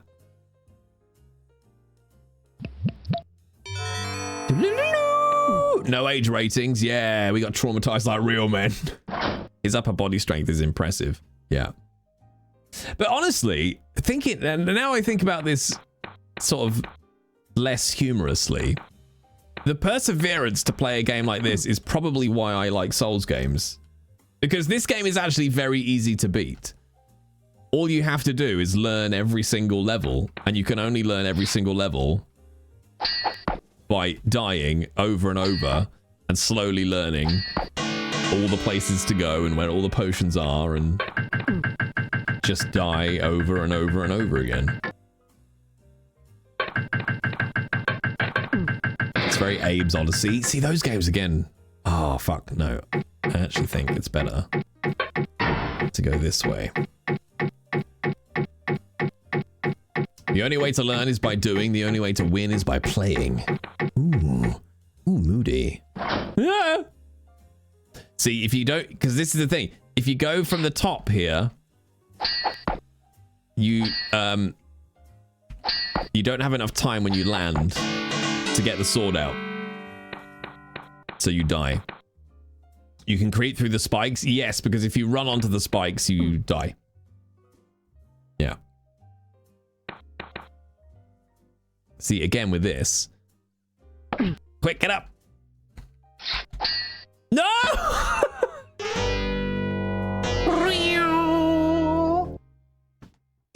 Death. Death. Chat. Death. Is there mana? Blue kills you? Oh, fuck. I'm pretty sure blue is poison. The way he felled, right? I'm telling you, it's hardcore, Dino. Oh, fuck you. Games in the 80s were not for the faint of heart. And actually, Dino, just not to traumatize you further, because I don't think it played then, right? But this game does eventually have verticality that goes like 2 or 3 screens up, right? That you can climb up and down. If you fall through multiple screens, eventually it does trigger a death sound, which is horrific. It's real fucking bad. It's just like, it's awful. Whoa, spoilers, Jay. Sorry, shit. He's not actually the Prince of Persia, just so you all know. Show me. I don't know how many screens it is you've got to fall through. I don't think we can get high enough yet in this. Oh, maybe. All right, fine. Just for you, chap. It's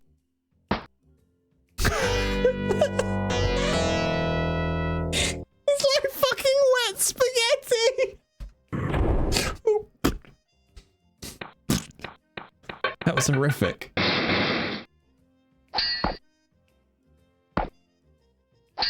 Oh, you little fuck. It's just splat. That's all it is. Oh, Airwolf. Oh, I loved Airwolf so much. I loved it so much. It took me 5 minutes to not die on the first screen. Yeah, Airwolf was great. Was there another one? No, I think I am just thinking of Airwolf. Was it Comanche? Comanche was great as well. But I mean, Prince of Persia really stood out because it's very simple. But yeah, the animations are phenomenal. Come on, you little fucker. Got him. The creeping motion he does is great, yeah. It's very well done. Because yeah, so 1989 this is.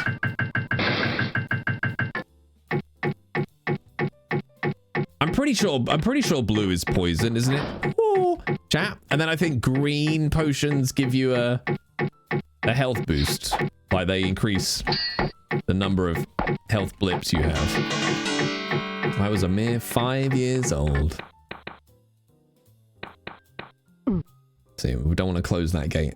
I thought green was poison. But that, do you know what? For science. If I die, it's bad idea's fault. No, it's poison.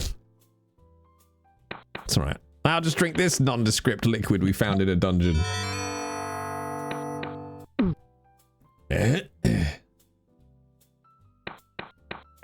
What? There it is. Look, we win some, we lose some. All right? We win some, we lose some. Adoo-dome. All right, more. Delicious nondescript potions. Yeah, but calorie-free. You fucker. Ow, you dick. Oh. Allegedly Dispatch Season 2. I like this way the screen was after the splat. It's 98.9, Heretic. What do you want? Parry, thrust. Oh, I roped him in, chat. I roped him in with the fake. I faked it out. The fake block, and then... Oh, I haven't shown you running onto the spikes. That's pretty fucking terrifying. So, chat, what I might do is I'll have a look through the list of games we made today. I'll be honest. I'll see what's cheap on Twitch. Because it's always fun when you're waiting for an invoice to be paid and the poor developer has to say, sorry, we haven't paid you. Our government cut off all the internet. So I'm a bit short on cash at the minute, so I'll have a little look and see what's available. I do own Slay the Princess already. Yeah, I still don't know how I own that already. Clip, clop, clip, clop, clip, clop. Hold. Hold. So this is jazz and retro games, chat. Friday Plays. Ooh, maybe, isn't it? Is it a bit old for Friday Plays? Oh, for fuck's sake. I don't know if it could have been a BAFTA game, maybe. Right, that's it. I've had enough of it now. Come on. I'm windmilling. I'm windmilling. Ow. Screw you, buddy.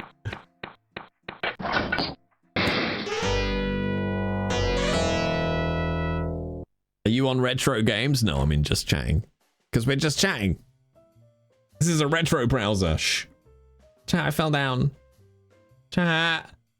Chat, I fell down.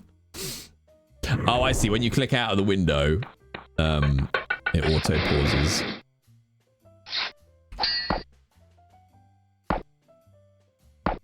Nice.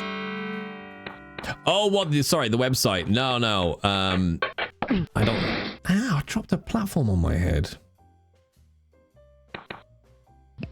Ow. Thank you, Mr. B. So that's where I'm playing with this. Good night, Christina. Good night, my wife.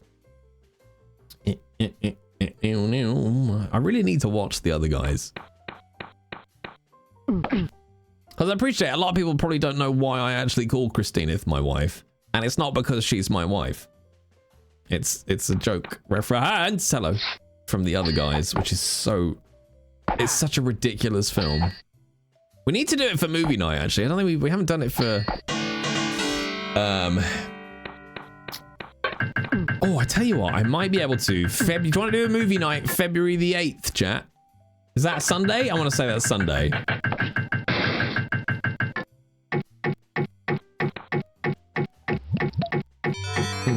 Hey, don't go chasing waterfalls. But yes, anyway, there's a bit in other guys where there's somebody called Christina. It's just this whole thing about, you get my wife's name right! It's a very stupid film. Will Ferrell, Mark Wahlberg, Steve Coogan as well. It's Samuel L. Jackson and The Rock are also in it. It's very stupid. It's a very stupid film.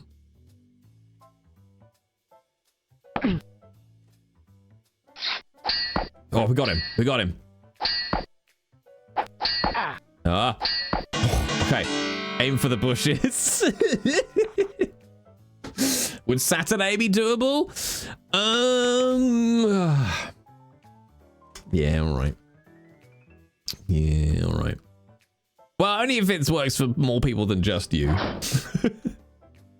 I only didn't say Saturday because I'm like out all of next week and Friday will be BAFTA.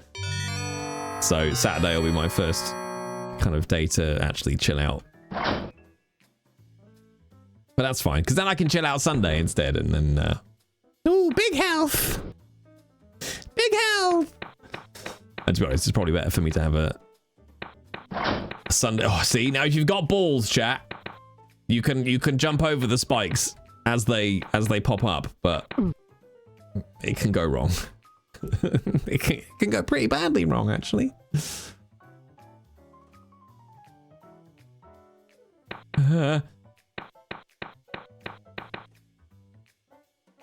Delicious health drink. Yeah, it is. Prince of Persia edition. Mmm, delicious health drink. Might have a Frataday. What's a Frataday? Oh, see. Oh, no, quick. Gotta make space.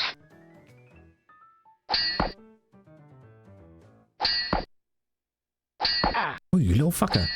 You're not supposed to block it. I want to hear the horrible sound of falling through multiple floors. Did you not hear it, Equals? It did play. It did play. A late overnight that goes into Saturday morning and eats one of your week. Oh, yes. Yeah, that's basically what my Friday will be. Oh. Old. You can only go up the stairs if you stand in one very specific spot. But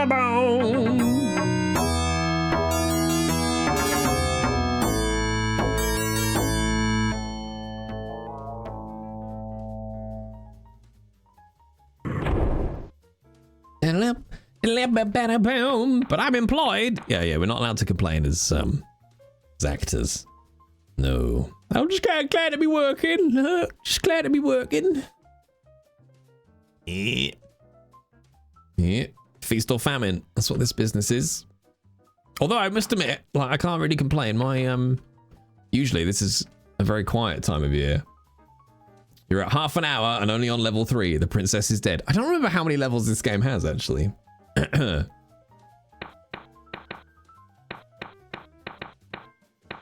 Cool.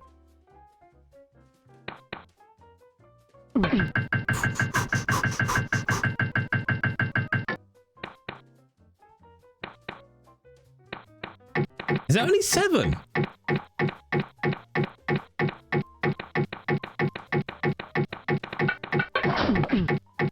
Like, you gotta be pretty, like, those, you gotta be really fucking on it to get. Google says 12. Okay.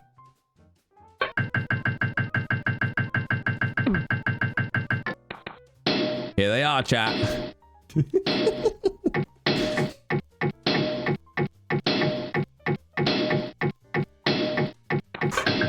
Not to be levelist, but they all look the same. Wow. Wow, Mr. V. All right, all of these levels are individual. Thank you. Okay.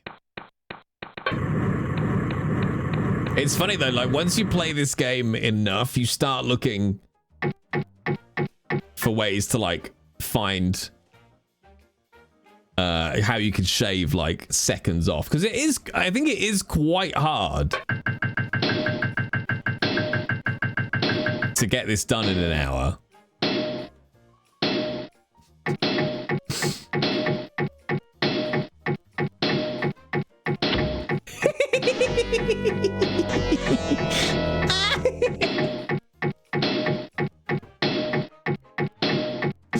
I did that just for you, chat.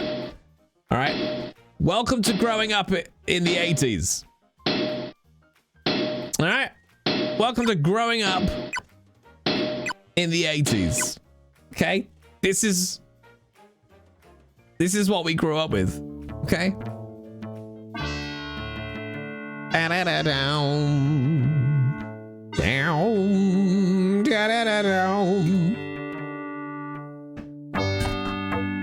This is why we all have mental health problems. Okay? Jordan Mechner.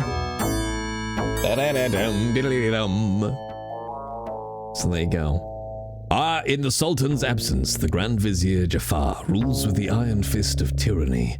Only one obstacle remains between Jafar and the throne. The Sultan's beautiful young daughter.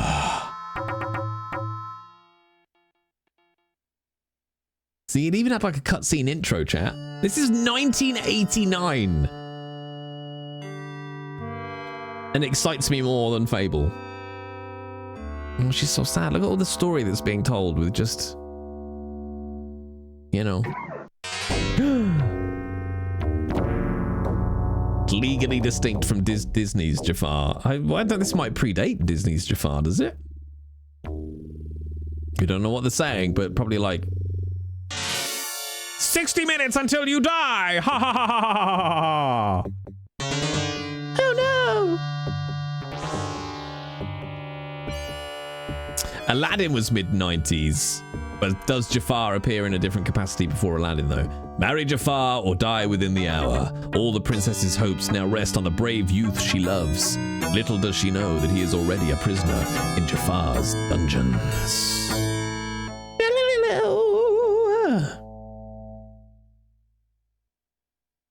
There you go, chat. That is 1989 Prince of Persia, chat. 1989, innit, mate? 1989 Prince of Persia. 1989 Prince of Persia. Looks at the hourglass. Sad face. Yeah. Peak gaming. Peak gaming. Yeah. If you want to go and play it, chat, there it is. There it is. Go and do it. Right, chat. So we'll be back tomorrow playing, I don't know what. Maybe Slay the Princess, because I've already got it. But I'll put, it's the usual schedule. Today, tomorrow, and Thursday. And who knows? Who knows? I don't know what the stream's going to be now. We're just rolling the dice. Both hands. Let's see what happens. I'm going to go and have a Molly's donut, because there's about 19 of them in the fridge. Molly's donut and a couple of custard creams. I need to finish my push-ups. How many more push-ups does Jay have left to do today? Let's have a look. 30. I can't do 35 push-ups, chat. I don't want to do 35 push-ups, but I'm going to. Let's go find a little crash to drop you off with. Let's see who's on. Who's on? See, I got excited then because I thought Katie Peters Plays was on, but it's not. She's just posted a Twitch story, which is they just confuse me. Don't be Instagram. Valen, we won't be able to raid Valen. Look, I'll guarantee it. Valen Vane. Valen Vane's raid settings do not allow you to raid at this time, because he's a dick. All right, we're gonna go raid. Gonna go raid Keita-san, chat. Thank you for hanging out, chat. Thank you for the bit subs, follows. Welcome into everyone new from Theo's stream. You're very, very welcome here. Feel free to join the Discord and come back tomorrow, because you know I need validation. I'm an actor, and I need people to tell me that they love me. Otherwise, I'm worthless. It's fine. Right, chat, go and watch Keita-san. I'll be back tomorrow. Bye.